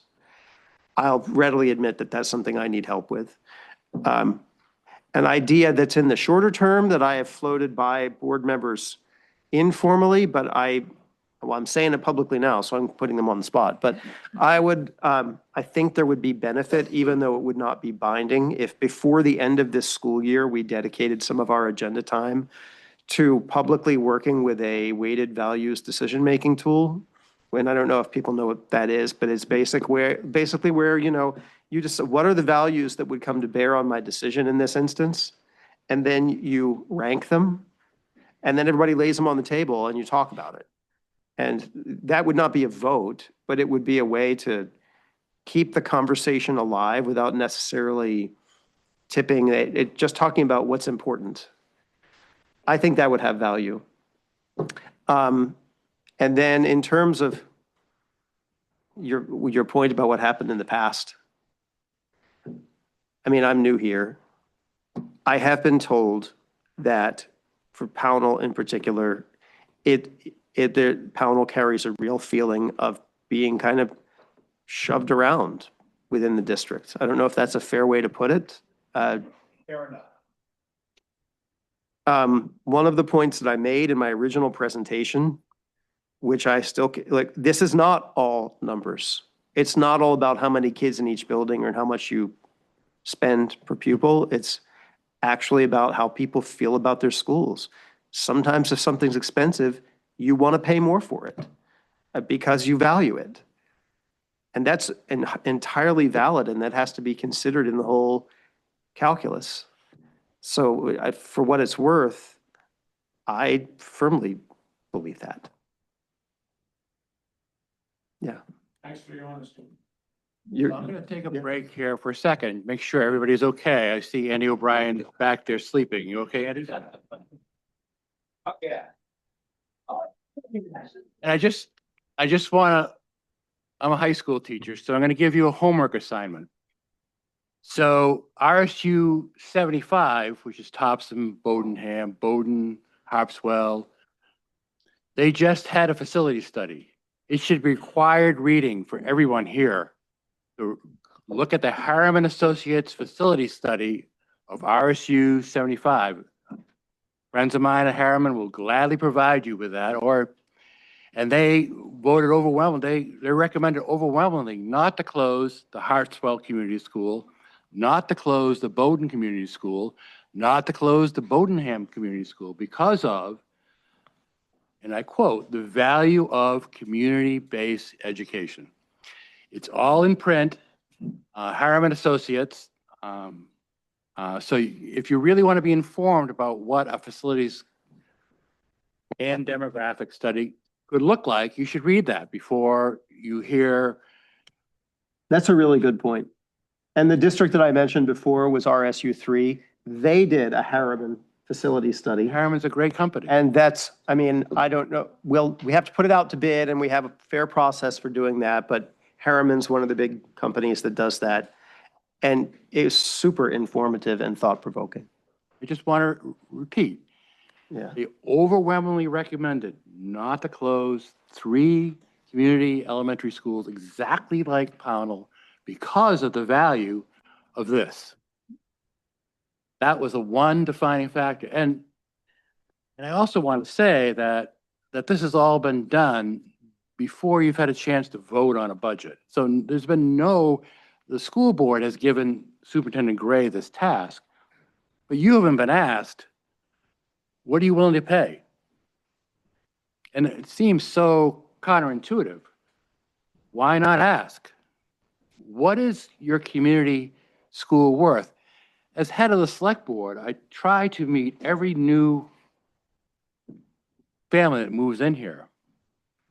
And resoundingly, the reason why people move to Pownell is because of the school. This school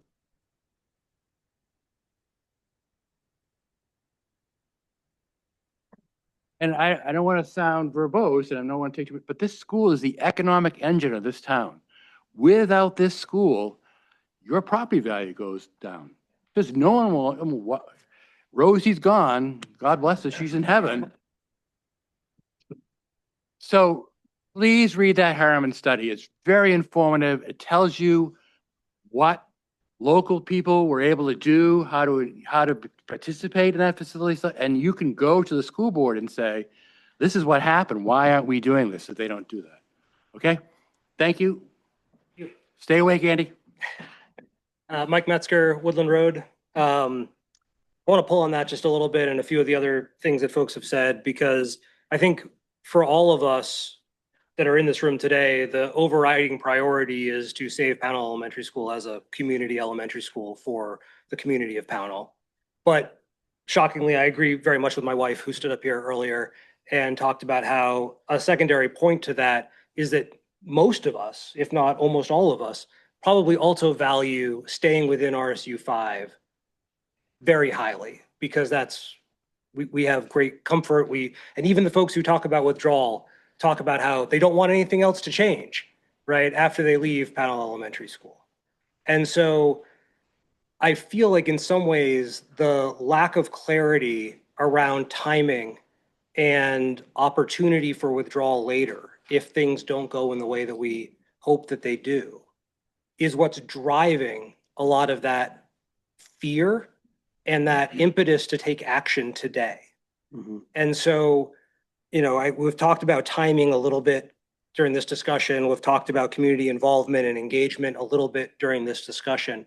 But I would just strongly urge you and ask if there is any additional clarity, comfort that you can provide to us tonight or at the next school board meeting as part of the engagement with the school board to say, we recognize that all this list of things that we need to do, the study, going back to the scenarios after convening a task force, having work sessions, that maybe a year down the road from now, going through the process of a weighted values tool, all of these things cumulatively stack to a timeline that is not realistic for a fall of 2027 implementation, No, it's not. right? I don't know if I can be any more clear than that. Okay. Like, I do not think that this could happen by fall of 2027. I mean, the board would ultimately decide. It is not my decision, but I'd be knowing how thoughtful and how much Chris, Malik backed me up. It's a board that likes to talk every friggin' thing to death. If I'm being really honest, so I would be really surprised if they did that. And I personally would not advise it. And presumably you would be coming forward with the budget for 2028, right? Yeah. It would reflect whatever is being put forward, correct? Yes. So I think it's that kind of clarity, that kind of commitment. And if the board were willing to make that kind of commitment, then I think a lot of this fear goes away that we have to act now to protect ourselves. Mm-hmm. And I know that there's no guarantee any majority vote can overturn that, et cetera. But that statement of intent, and particularly if they're willing to put that on the record, would go a long way to keeping this a collaborative, deliberative, engaged process with the community throughout that. I don't know if you can bring that back to. Well, I'll tell you what, I can make this isn't a deal, but here's what I can say I can do. Wednesday, the last board meeting of the month is when I give a superintendent's report, and that's what Wednesday is. I can certainly share that in my superintendent. I can share as reporting back from from this conversation of a sentiment that was strongly conveyed, and I can bring it to their consideration. And if folks here also want to come to public comment, which is before my superintendent's report, they can talk about it. Thank you. Yeah. I'm also just curious, a lot of the three options that have been presented in the February 11th board, option number one was status quo at over a 10% increase. Yeah. I'm curious if in your mind, the adopted budget or soon to be adopted budget sort of as tier 2A, does that change at all your viewpoint on status quo moving forward? How does that change sort of the picture of sustainability? I think what I've told the board is that if they make these hard choices for reductions now, which they seem poised to do for the most part, then it really lets steam off to have to do anything else drastic in the future. It doesn't solve the other problems like the middle school problem, the early childhood problem, this and that, but at least in terms of the financial pressures. Now, again, this depends on who you ask.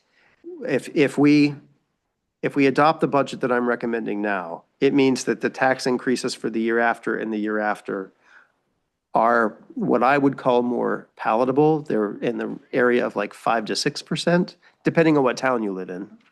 Freeports are always less. Pownals are always the most. But it's not 10 to 11%. So that's a big difference. I think that's a major reason why some of those reductions are necessary now. But the bigger thought in my mind, I don't know if this helps at all. The reason why we are all in this position financially is not the fault of anybody in this room or in the district. It is the cost of living is skyrocketing. And if we want to keep good staff in the district, we have to pay them equivalently, at least in the ballpark of Yarmouth and Falmouth and all the rest. And that means we have to keep pace. And the flip side of that is that we can't necessarily just keep every position that we want. We have to be really judicious about which ones we need to have versus want to have. And I think that is going to be an ongoing battle because something in me tells me the times are not going to get easier. I guess, and certainly Pownell as a community has been strong advocate for school budgets in the past. I think it's a symbol of our values, right? That we value the education, we value the Pownell school. We will continue to do so. Mm-hmm. I think I said this at the board meeting recently, but like use this energy, right? Help us, if you need help, use this energy to help propel those discussions forward. I would also say from a community engagement perspective, in the 6 weeks since this sort of started, I've probably heard not just redistricting in both a voluntary and a mandatory way as a proposal. I've heard a dozen equally valid things to pursue and to look at. And so again, just this community is ready, eager, willing to engage. And we don't want to wait we don't want to wait a year. I know. Right? We want to have an opportunity to do that soon so that we can get some of those ideas into the study, into the, whether that's from a criteria perspective, whether that's from an optionality perspective, we are ready to move forward together on that. And so Really appreciate that. thank you.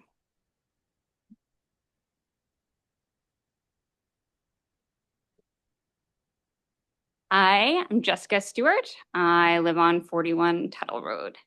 I'm a mom of a kid with an IEP who's in pre-K.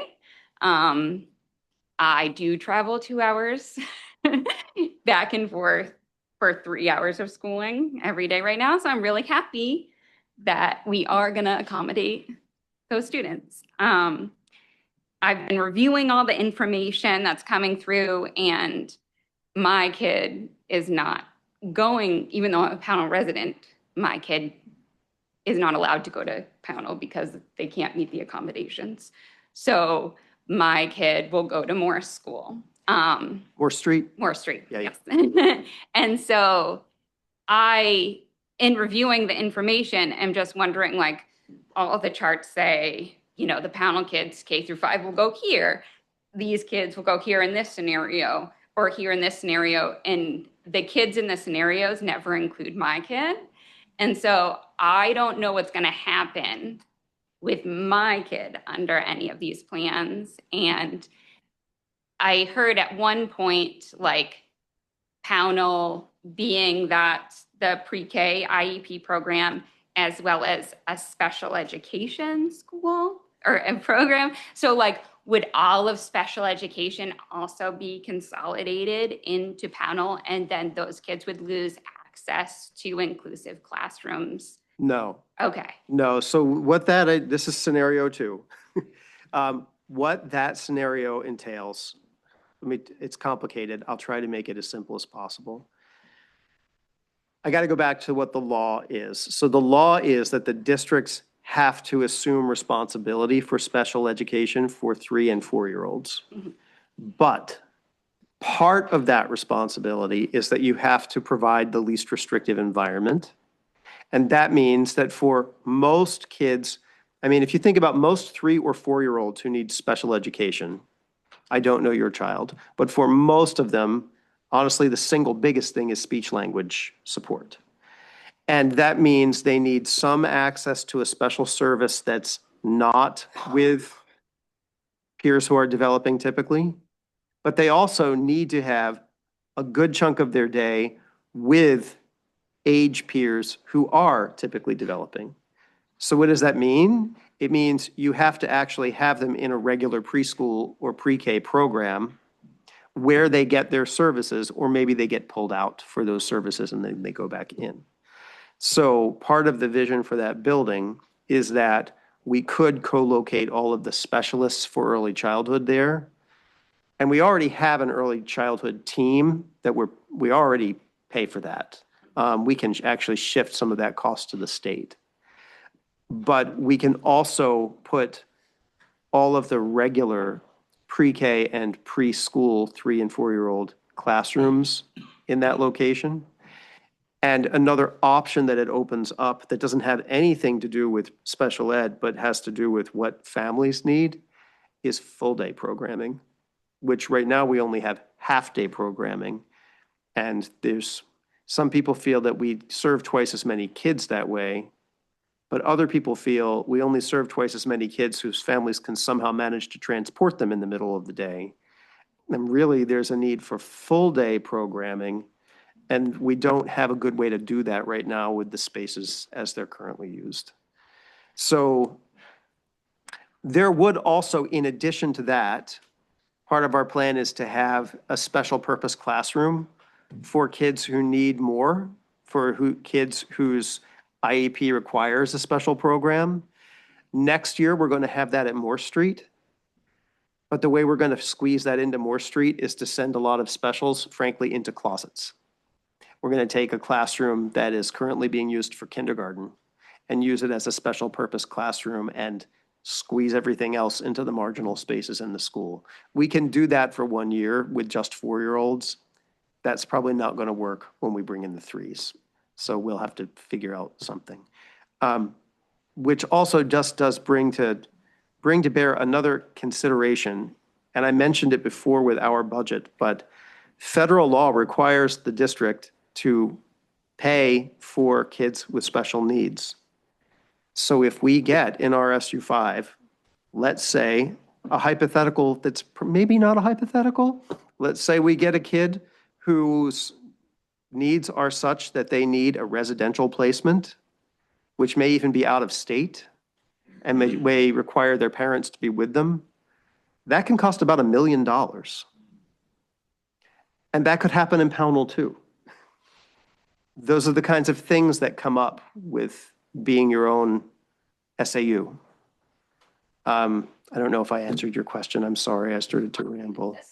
I guess like when those packets of information, I'm a little bit late to the train because my Yeah. kid goes to CDS school because he can't go to Pownell. Right. So I saw lawn signs and I was like, oh, I need to figure out what's going on because he will be transitioning to kindergarten next year. But like, there's always charts that say Pownell kids will go to K through, I don't even know because Right. my kid's not included to that prime there. And then they'll go to Freeport in this scenario, they'll go to Durham in this scenario. And it never says your kid's track is going to change in this way. And it just is a constant exclusion from the whole process. It sounds like you have a child who has particular IEP needs. Yes. Yeah. I think that, again, I don't know your child. Right. One of the goals we have is to try to bring as many kids who are currently served out of district into district because it's better for them and it's less expensive. Thanks.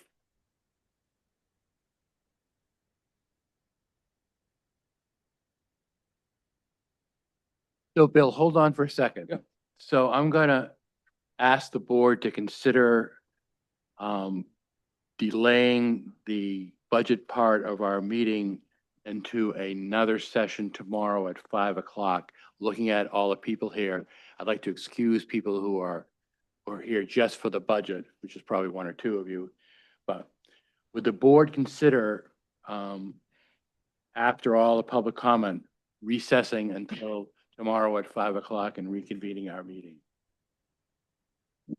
I can as well. You do that with a motion? I move that we reconvene tomorrow at 5 o'clock for the budget and warrant work that we have yet to do. Second it. Second, Becky, would that work for you? Yes, that will work. Is there any other discussion? So if we have inconvenienced any Pownell resident who has come here for budget or other items, I apologize, but all in favor? We are going to reconvene for the budget aspect of the select board meeting tomorrow at 5 o'clock. And it'll be on the bulletin board and you're welcome to stay, but you're also excused. So you want to go home and watch basketball. And you're talking about warrant items, yeah. Well, I saw you and I thought, that's all right. Okay, so anyone who has budget concerns for the town of Pownell, other than RSU 5, are welcome to go, or you're welcome to stay. But I just want to be careful with your time. Thank you, Bill, for being patient. You're up. Yes, Bill Schmidt, Poland Range Road. I graduated from Pownell Elementary School, and I graduated from Freeport High School. Our boys went to Pownell Elementary School, Mass Landing School, and they graduated from Freeport High School 10 years ago. They don't live at home, but I wish they did. I miss them a lot. They're all across the world, Pownell Elementary School was, and still is to some extent, the center of the community. Then the state forced the RSU upon us. We lost a lot of the community. We lost our voice on how to a great extent on how the school is run.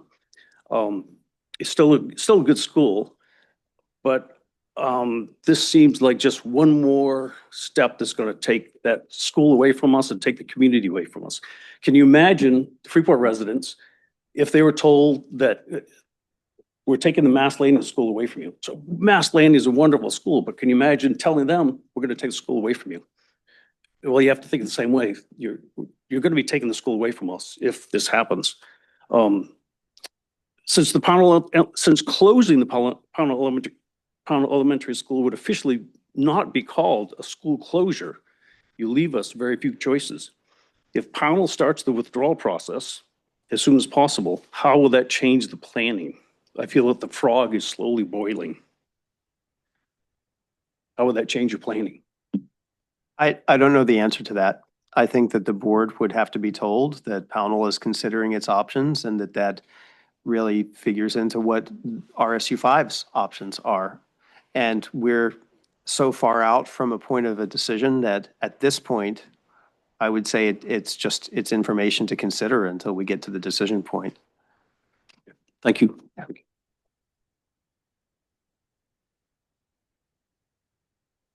I'm Andy O'Brien. I live at 54 Upper Minot Road, and I am the one that John accused of falling asleep in the back row. I, however, was just resting my eyes. I just have one quick question. You've talked about reduction in faculty positions as a budget saving measure. Have you looked at any administrative positions? We have not put any of them up for reduction. We did talk about it.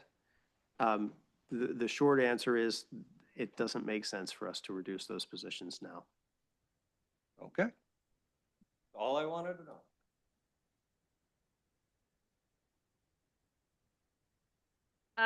Hi, my name is Allie Edwards. I live at 275 Tuttle, and I am the music teacher at Pownell.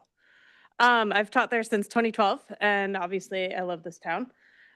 One thing when I'm hearing people talk about the possibility of withdrawal, I'd like to bring up the point that within, as being an RSU 5, all of our specialists, our music, our art, our gym, STEM, I'm gonna miss something, social workers, counselors, all of us are shared within the RSU 5.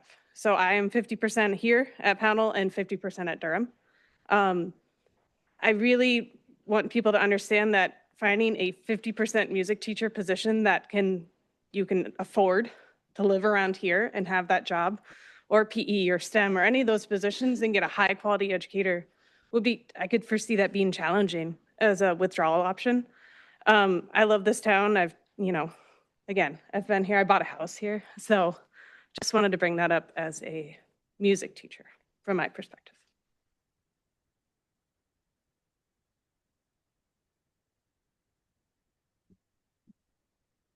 Evening, I'm Mark Lemica.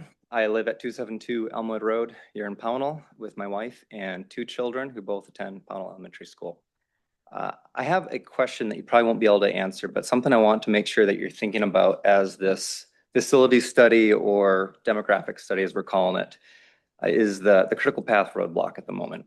And I don't know what we're looking for in that exactly and how it relates to the future of PES. So the first question I would want them to consider, the board, is what would the facility study have to say to take PES off the chopping block? And I say this because criteria is really important. If you've ever been a landlord or interviewed somebody, you have to have criteria. Otherwise, it's not wise to tell the person that they can't have the job or the house. There's a lot of implications with that. So I'm not sure what the criteria is yet. And then what would the study have to report for the board to drop the cleaver on that chopping block with PS there? And it sounds like there's been other studies that Harriman have done and others. And if the study says this school is important to community, I don't think we need to spend $100,000 on a study to tell Harriman that. So say that we have the same results that other districts have had with Harriman. What takes us off the chopping block? So that's the important question. I don't know. Yeah, thank you.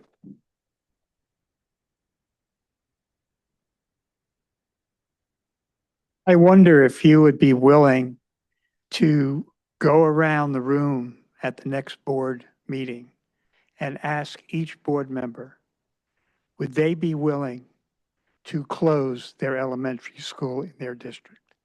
Just that simple yes or no question. That would be for the board chair to decide. Would you be willing to ask them to go around the room and just say, would you be willing to close your elementary school? Yes or no? I have to tell you no. I don't think that's a fair question. Okay. Can I rescue Superintendent Gray here by suggesting that any resident of the town of Pownell could go to the public comment and ask the school board that question? Now, they're not commanded to answer, but I think you'll see from their faces what their answer is. But, and if anyone does that, I would hope you would do that in a very kind way. It's a fair question, but it can be done properly, right? And Bill, you don't own that thing. You've been up there enough. Let other people stand. No, on that note, Bill, I will beg your forgiveness if I could join the microphone once more. Brandon Perry, 290 Fickett Road. I love how you run these meetings, Sean. So I didn't really get around to mentioning a couple of stats that at least I was able to identify, and I think provides a little bit of context to the broader discussion. I think there's a first stat that in this room, I think we will really have to be confronting, which is there's a very real chance that objectively converting Pownell is best for the RSU. And it is not a bad plan overall. It's bad for Pownell. And we are absolutely the minority. We are like 12-ish% of the student population. We are the minority here, and our votes reflect that. Our voice reflects that. And everybody on that board, Tom here, and I mean, honestly, we even behave this way. We care about what's for RSU 5.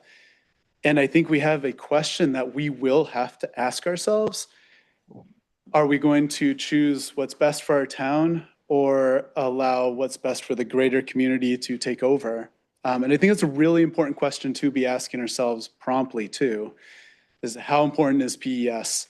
And in that context, one question for you that kind of relates to some statistics.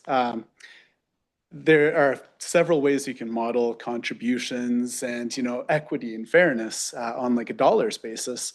And on an enrollment basis, almost every town is perfectly at what their dollars to enrollment should be. It's actually beautiful. It comes within fractions, like tenths of a percent. But on an actual cost allocation basis, I find that we're around $270,000 in the hole. If you factor in the cost of Pownell Elementary in the RSU, and then the average cost for our students at the middle and high school, that's about our deficit each year. And there's a much larger one on that basis with Durham, but it's definitely not the subject for tonight. And Freeport does a really good job paying their way when it's under a cost consumption model. And anything to do with withdrawal, and I think also it's got to be cleared air, anything to do with this conversation continuing, I think we have to own that. And we have to say, what could we do to make that more equitable? And one of the key levers is enrollment. That's on the basis of how much does Pownell Elementary cost by student. And the trouble is we have too few students at Pownell Elementary, and the teaching staff is very reasonable. It's actually a very efficient facility. We just need to make more babies here. Like, that's our problem. And, it's not a suggestion for tonight, anybody, all right? We need more kids. And so my question for you, Tom, is if we could rebalance that equation through redistricting, I guess that's a two-part question. Yeah. Is there actually an appetite for redistricting, or are we just going to run right into a wall where nobody around that line that we would have to draw from the boundary would want that? I think there is an appetite to see what it would really mean. I'll tell you where that idea we did discuss that. It didn't emerge as one of the scenarios yet, because just to us, sitting in our team meetings, it felt like, yeah, that could be done. There's a lot of logistical issues around that that might not make it so feasible. I think it should be explored more. And I think, was it Mike Metzger? I think it should be explored more. There should be some like meat put on that bone. So yeah, there's one question. I guess my part two is that feels like it solves part of the equity problem. And I think we all recognize, thank you for your comprehensive layout of things far beyond the slides that I thought you were just going to go through. That's really helpful. We recognize that there's a much greater challenge at an RSU level here. And I think a lot of our concern derives from that question of you have a need to go for what's right for the RSU, and we have a little voice. And the school means a hell of a lot to everybody. And so when we talk about withdrawal, it's absolutely non-context of wanting to leave. It's feeling that threat of loss and that feeling of zero control over it, where we don't know what levers to pull. We want to make it equitable. We want to make it work. And there don't feel like there are any ways for us to navigate that. Is there some way that we can, I know that they're busy this time of year, so maybe soon get on the agenda with the school board and talk through what equitability looks like, how we can integrate more effectively, how we can navigate these issues and actually come up with a solution that does preserve PES. That is a big goal for, I think, a lot of people, maybe everybody in this room and in this town.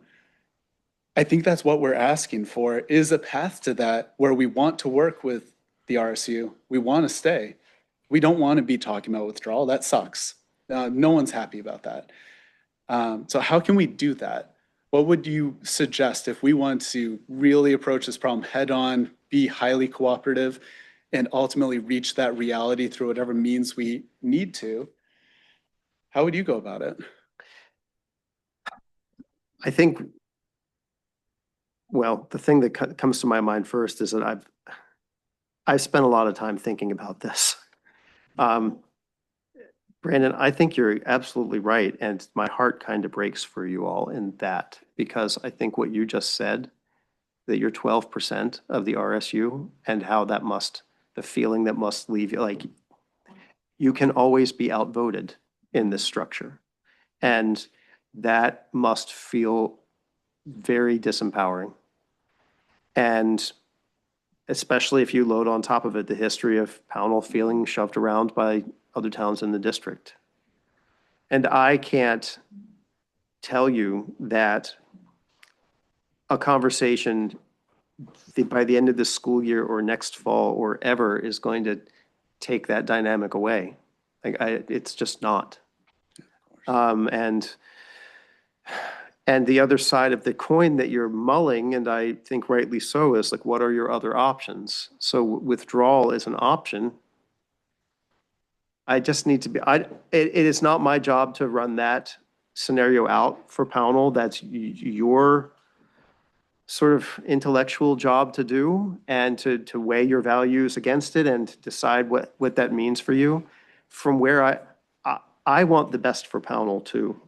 And I don't think that would be the best thing for Pownell. From the limited amount of information I have, because I think there would be going back to a self-standing SAU now would not be the same as it was when you were one before. And all of those economic drivers that are forcing this situation to a head right now, you would be on your own to face. And they're much harder than they used to be. I think the town would find that economically it would be very, very expensive, and that the school you'd be able to make, the point that was raised by the music teacher, is really about try hiring a half-time music teacher in a rural town in Maine. I've tried it. Try hiring a half-time Spanish teacher or a half-time arts teacher or a quarter of a time social worker, et cetera. Those things are really hard to do.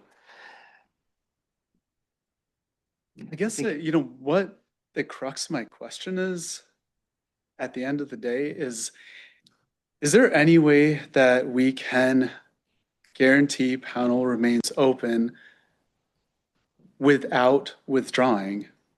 Is there any way that we can ensure that we pay our own way, that we work actively with the RSU? Is there any mechanism besides withdrawal that we could possibly pursue? Like, I I've been can't looking over guarantee, it and I can't I find anything. can't guarantee that. Yeah. Oh, What I feel I can safely say, and look, I hope you see that I'm not just giving you yeses. No. Okay. What I think I can guarantee is that the RSU 5 board as a whole does not want to take a step that hurts Pownell and would not do so unless the evidence were really compelling, that even though Pownell strongly opposed something, there's a lot of other benefits that the RSU as a whole has to pay attention to. And I also am quite sure they're not going to make a decision in a rushed way. Is there any mechanism that we could request that would hold them to that? I just said that's what I think my biggest concern is keep 1 year coming to from public now, comment. it closes, like it gets voted out. What I believe your best strategy is, I mean, I appreciate most of the voices that I'm hearing are recognizing this is a crappy situation. And with, from where you are, really hard options either way, and bitter pills to swallow either way. I think the best way forward for everybody is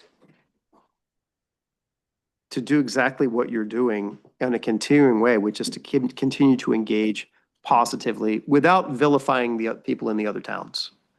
And that, I do want to emphasize that point, because people in Freeport, I mean, there are people who are excited that this conversation is happening. And there are people in Freeport and Durham who also love their schools. And, you know, if you're a Freeport parent or a Durham parent and you're seeing, here are the budget cuts that damn superintendent is putting forward, and none of them are at Pownell Elementary School. None of them. That's 17 this year, right? Sorry? 17? Well, if it goes where the board has sort of indicated it wants to go, it'll be 15. Still a lot. And it's a lot, and 0 of them at Pownell. And that's because to make a cut at Pownell is so much more drastic in effect. So, you know, I have to ask you to see it from that side and just to engage with empathy from that side of it. Because I think that the arrangement that we have has been affordable and bearable all the way around, kind of up until this point. And after this, there really isn't any more room to reduce at Mass Landing or at Moore Street. And the middle school and high school they have been spared reductions in the past, but they're bearing the brunt of them this time, because in the past they've been spared them. But that dynamic of, and Pownell still sits basically as it was, is something that is felt and just needs to be part of the honest conversation. And I think from that perspective, we don't anticipate budgets slowing down at all. In fact, I just want to tell you guys, the RSU has actually done a very good job controlling the budgets. I ran through far too many numbers for far too many districts to just find out, are we out of whack? And we're beautifully middle of the road. Like, we're not doing deep austerity cuts, but we're also not splashing out like Cape does. And we're pretty reasonable. And the increases each year have been pretty par with what the state does. It's right middle of the road each time, it seems. And my concern is it feels like we're cutting to the bone here. And then I believe everyone when they say, I don't want to be doing anything to Pownell. I do believe that. I think if there is any sort of meaningful savings and there is a budget fight or a failed budget, I do believe Pownell goes back on the table immediately. as one very quick way to just clear that and clear the air with all of the other towns to get approval. If they look at Pownell not get cut again next year, I'm under no illusions. The other towns, I would be shocked if they supported something besides Pownell Elementary closing. And Deeper levels of cuts would come to Pownell. Yeah. But also, I don't think I've mentioned tonight, but I feel like I should. The reconfiguration ideas do not save buckets of money. I mean, we haven't run a cost analysis on them. There would be some modest savings, but it's not like you would wholesale save every position at Pownell Elementary School. Most of those positions would have to go with the kids. You'd save a principal. You'd save a few positions here and there. What you would mostly achieve is more efficient programming all the way around. Yeah. Yeah, and it does. Brandon, excuse me, you're wearing them out. I'm gonna. Oh, terrible, sorry. You know, I just want to give someone else, appreciate it. just want to give someone else a chance.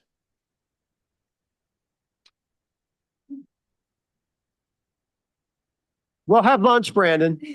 We'll have lunch. Yeah. I wasn't planning on speaking tonight. I'm Sarah Jamo, 191 Libby Road. I'm also a Pownell graduate through the 8th grade program.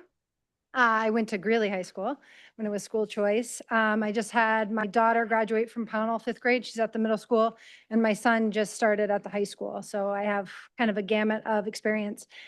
And I just wanted to acknowledge the community in this room. It's made me who I am today, and I think that's something that hopefully comes up in the demographic study. Mr. Morris was the middle school coach when I started at Pownell. Miss Soul drives the school bus and helped save my dog in a snowstorm. Miss Morin stayed on Pownell Impact far beyond when her child was gone, and I got to reconnect with her, and I did an interview with her mom years ago. I see parents of kids that went to my mom's daycare, parents of kids I coached at Pownell Middle School when they let me coach their soccer program. And I just, Donnell Nielsen was here. I don't know where she is. She's still down there. She ran Pownell School for 30 years. Mr. Dawson, it goes on and on. I could go around this room, and that's the community I wish for my children and for their children. And I think that's what's being lost in the dollars and cents is the community and the programs and what this community produces. Thank you.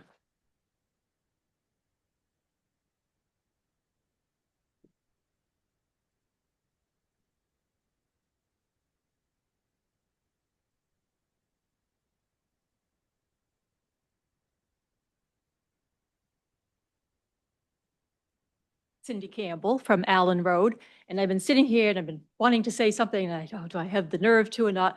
But with the person who just spoke, it is that sense of community that I worry that we are going to lose. The school is the community. Community means a lot in a town, and our school creates that community. It's not this town hall that creates it, even though this is our political structure or whatever you want to call it, the government of the town. It's our schools that are so important that brings us all together. And I went to Pownell schools. I was the first class in the 8th grade that graduated from what I still call the new school back in 1968. I think we moved in there, I can't remember, it was February, April vacation. But anyways, it's that sense of community. And right now, our world feels to be crumbling and falling apart. And we don't have a lot of control of everything that's going on in the big picture. But we have this small picture that we can kind of have some say in.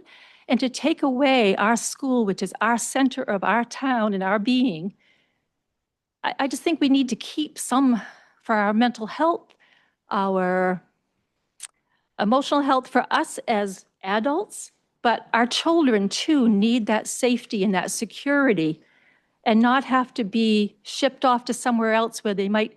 I went to Freeport High School. I did well there. I got a good education, but I always felt different. I think anybody from Pownell, at least when I went, we were called Pownellites, and that made us feel a little different. And I don't want to see our children have to go to a different town and feel different. So that's a worry that I have, but also that sense of community that we have. We have to keep that in this town. That's what brings us all together, whether it's for the sports or for potluck meals or whatever's going on. The school is the center of our town and keeps us all together. Anyways, that's my, my sentence.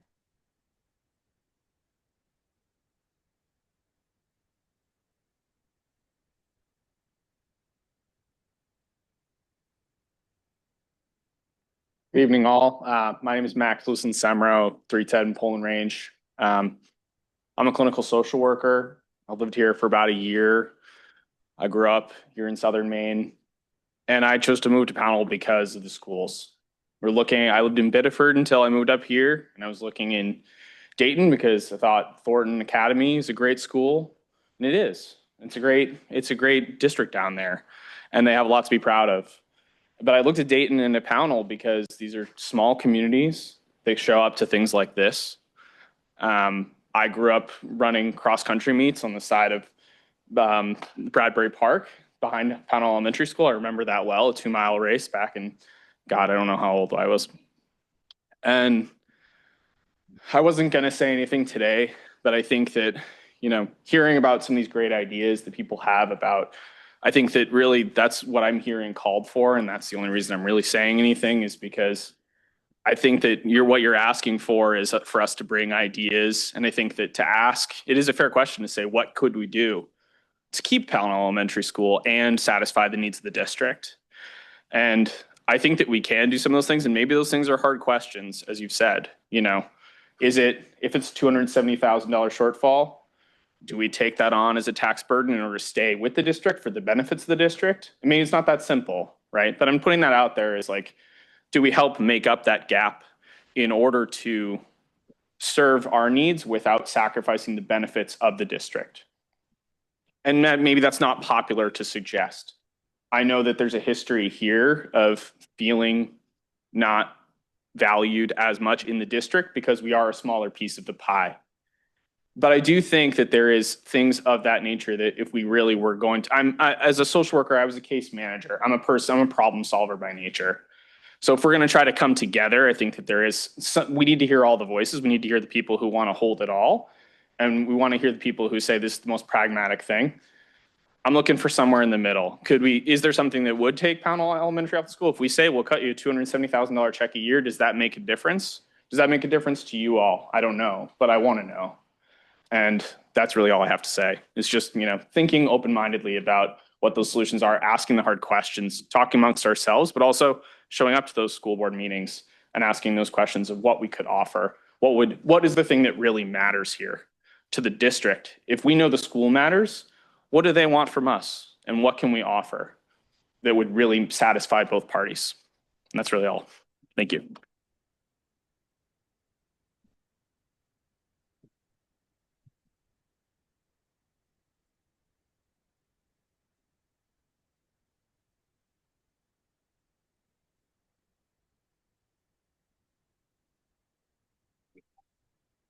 Matt Altieri, Hallowell Road.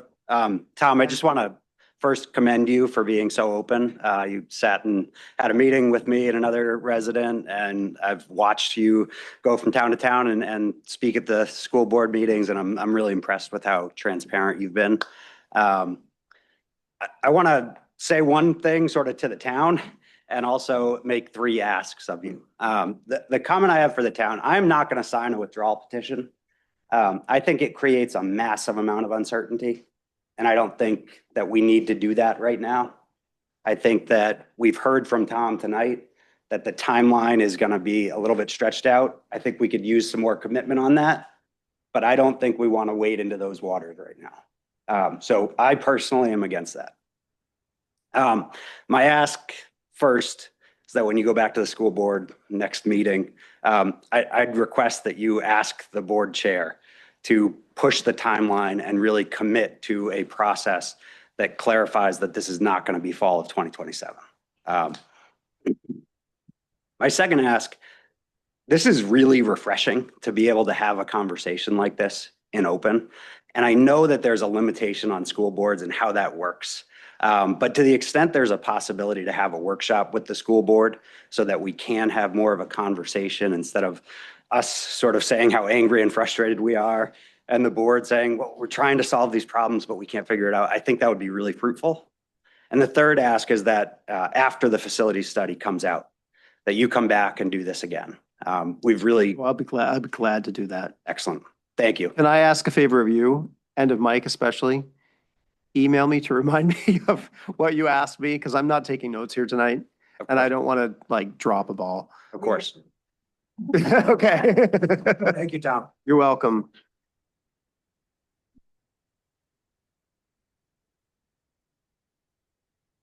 I don't know how much it helps. I'm sorry, I didn't mean to. I would be very surprised if the board tried to move faster than it should. They just don't.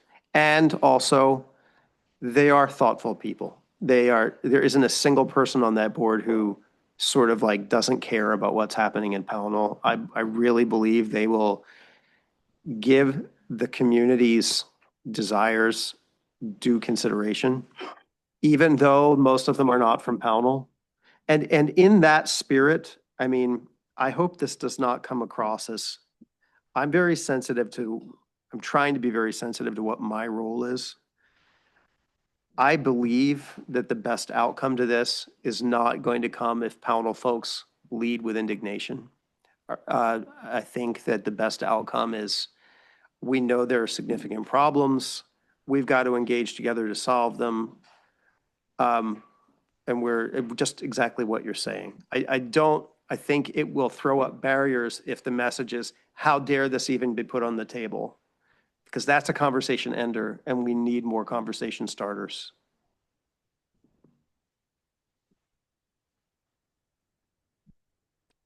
Hey, Matt Roy, Brown Road. Thank you for being here tonight. Appreciate it. So I've taken a few turns on the budget committee, which is probably the least glamorous committee in town. And a lot of times, part of that process is debating, the cost of plow blades or salt, right? And things that reasonably, right, we want to spend as little as possible in a town so that we can fulfill our needs. And I think I have more of a rhetorical question for the group tonight. And I think every time we talk about the budget here and about the school, we're talking about cost cutting, right? And when I think about education and I'm from a business background, right? I think about return on investment. And I think Brandon talks about us being kind of middle of the pack from a budget perspective. But one way to flip this conversation is to think about the ROI on the investment in education. And I think one of the most impactful things I've seen is how much the community has come together here and how important these schools are. But I don't see the opposite side of the equation, right? We can't just keep cutting in perpetuity. And to your point, even if we make these changes, we're still going to be kind of battling with the same cost of living adjustments and things like that. And so I think it's more of a question for the community about how do we turn this conversation into a more positive and deliberate strategy across RSU about how we invest in education and think about benefits like the trajectory of its graduates, the benefit, to your point around our property taxes and the value of the community, so that we can compete with schools like Yarmouth, Freeport, or sorry, not Freeport, Yarmouth, Falmouth and Cape. But just something I've been thinking about and just wanted to share. So thank you.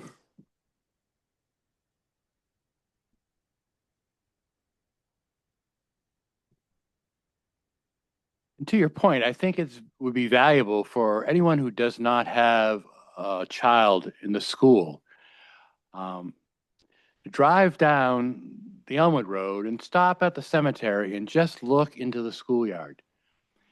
I think we talk about, we're in the middle of the budget process in Pownell, and we talk about cost reactively. How much is it going to cost us this year? But what we don't talk about is what Sarah talked about and what Ann Soul would talk about and what Tom Hall would talk about.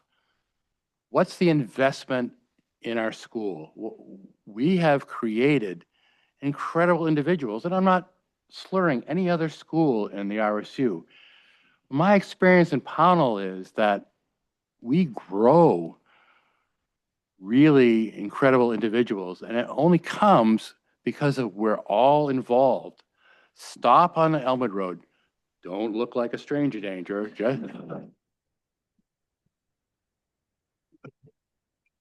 But see what's going on there. And it's understandable that other schools or other parents would want to have that experience for their kids. Outside, skating rink. Tim Giddings is sitting over here. Tim Giddings built a skating rink out of 2x4s because he knew that kids would like to skate. That was 15, 20 years ago. He did it all himself. I think when you look at, and Superintendent Gray is really good at the numbers, when you look at the budget, what is the total cost? What does it really cost? What does it cost to educate a kid? And I think you'll find that the capital that Pownell supplies with volunteerism, with community involvement, far outweighs the cost-sharing formula that we have been driven into with this RSU 5, of which I just want to inform everybody that Pownell is overvalued in their cost-sharing formula. And Mr. Gray has not been privy to these conversations but the Finance Committee at the RSU has struggled with that cost-sharing formula, and they've hired people to look at it, and the consultants say, yeah, well, actually, Pownell is paying a little bit more. And the Select Board has always said, well, that's all right. We'll assume that extra cost because we have a lower teacher-to-student ratio. But let's note that. Let's note that we're paying more in that cost-sharing formula than perhaps we should be. So anyway, I'm sorry that I intervened. Does anyone else have anything more to say that's more profound than that? I don't know about more profound, but I just wanted to say one last thing for myself. Mike Metzger, Pownell, Woodland Road. I've been struggling with how to crystallize this a little bit in my thinking. And that's partially because I approach this very, very, very much, and others will attest to this, with the desire to collaborate and problem solve. And I know that the school board and you, Tom, can't take the options off the table.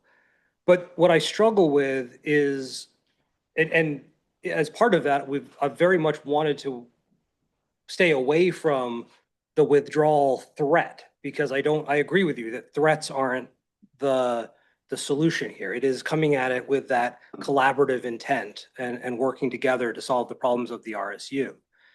But in some ways, it's not a threat. And in some ways, the fact that you're hearing this conversation today and the drive that, preserving Pownell Elementary School as a community elementary school here for Pownell is the overarching concern that would drive us to withdrawal. It almost means that those options aren't actually options for the RSU to consider, because if they do choose those options, then there's no way to use the Pownell Elementary School as a early education center, because it won't be part of the RSU anymore, right? And again, I don't want to lead with that. I want to lead with finding the solutions that get us where we want to go. But I also do just want to acknowledge the reality of that here today, that at the end of the day, I'm confident that Pownell Elementary School will remain an elementary school for the town of Pownell, whether that's part of the RSU or not. But we want it to be part of the RSU, so how do we make that happen? Right? That's really where I'm coming from. Thank you.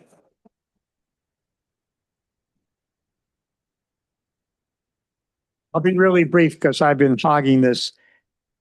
Would you be able to get us a number, just straight up dollars and cents, that would satisfy you if we, Pownell, put in X dollars more to take this off the table?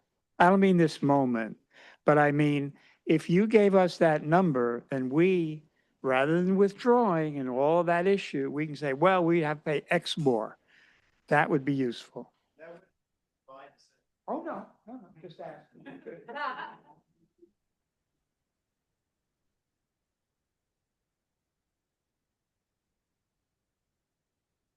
I have the one email, if I could read. There was a couple of questions. Okay. So I received an email from a resident that couldn't be here tonight. These are a couple of questions and a comment, and I'll just read it and then you can respond after. This is from Andrea Jellison. Hello, my question for this meeting is, why are Pownell residents expected to surrender its beloved elementary school for early childhood education while we, in parentheses, Pownell at least, have never received the benefits from the town of Freeport to use their dump and library, or felt any other community connection? Also, who would want 3 and 4-year-olds traveling on a school bus for that long? Has anyone thought of that liability?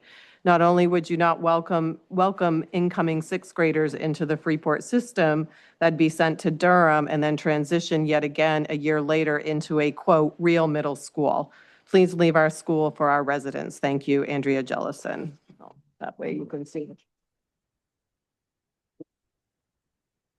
There's a lot in here that I'm not going to touch. I don't speak to the dump and the library in Freeport or any of those things.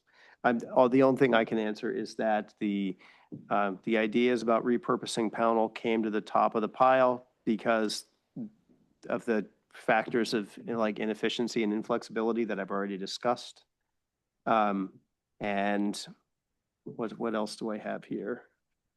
Oh, in terms of traveling on a school bus, I know this is, I worked in RSU3 where I had 4-year-olds traveling from Monroe to the Mount View complex. I mean, the distances that we're talking about here, the Pownell Elementary School is 10 minutes from downtown Freeport. So I know that, you know, nobody likes the idea of transporting young kids. But in terms of what I've seen in other places, it's not nearly as far as what I've seen in other places. That doesn't mean that it's not an important consideration. It certainly is. If they leave the middle school to Pownell? Yeah. Yes, it would be 10 minutes if it was direct, but the school run out. Yeah. Is coming from. Things never change there. Yeah. You. My name is Melissa Jordan. That's my married name. Missy Allen, some of you may remember me or know me. I lived away and came back. My father had a farm. My grandmother was Josephine Allen and was a school teacher for 30 years in this school, taught 4th grade. A lot of you guys, some people may remember her fudge. But here's the thing. I grew up here. I went K through 8th. We were transported on this bus, even going to Pownell Elementary or all around town was a half-an-hour bus ride alone on that. Not only that, when we were growing up, Freeport was not developed the way that it is. Not that that is your problem because you're talking about the school, but you're also talking about other situations that happen where you cannot control when the kids go down in downtown Freeport or there's other issues. And now you're talking about transporting the little guys. Sorry, I'm not really a fan of that. I moved back here. I have been away, but I am just saying our school is the center here. My grandmother would be, if she is buried over by an elementary school, she would be in her grave rolling, screaming and saying, thank God Missy spoke up and said something. Okay, it's very important. They were on budget constraints. We had 1 grade per whatever. It was, was it always perfect? It wasn't. But we had an education. We made something of ourselves. We went to a high school and got transported. And yes, we were Pownellites and we were cast out, but we still made something of ourselves. I went to Greeley. I made something of myself and now I'm back in the community. My kids have grown up in another place. No, they did not grow up here. But we need to keep this school. We need to have a voice. It doesn't matter that we only have 1 grade.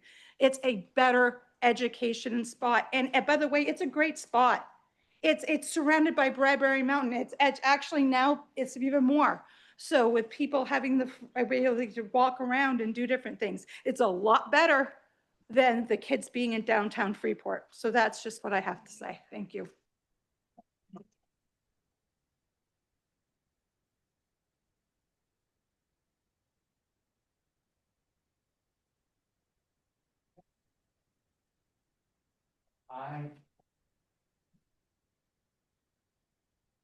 Proud to not be quite as descriptive as I mean. I'm very grateful that you were willing to come out. Very grateful to the Greg for being gracious and willing to be here. But more than that, this is all we got. Joe, it's all we have. I mean, I think someone mentioned it quite succinctly. the outside world is a little goofy right now, and, we feel it. But our kids feel it too, and I just appreciate your support for this town. Somebody who sat in this chair for way too long. I appreciate, hope to see you continue your involvement in this process. Really want to reiterate that everything that's been said here, including Mr. Crane, I really would appreciate it if you put an email to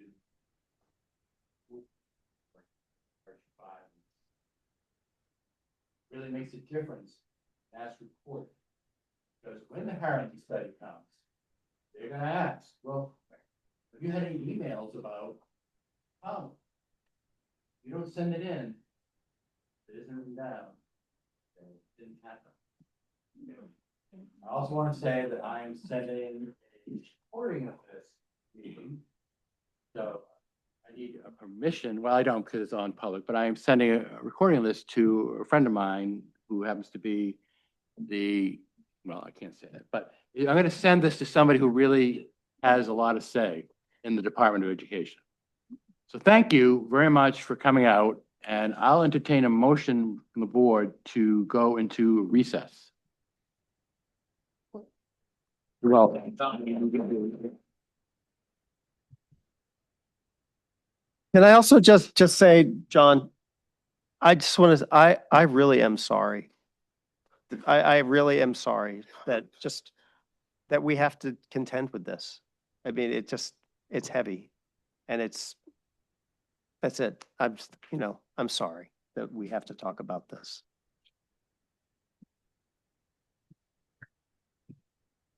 Thank you, sir. Yeah.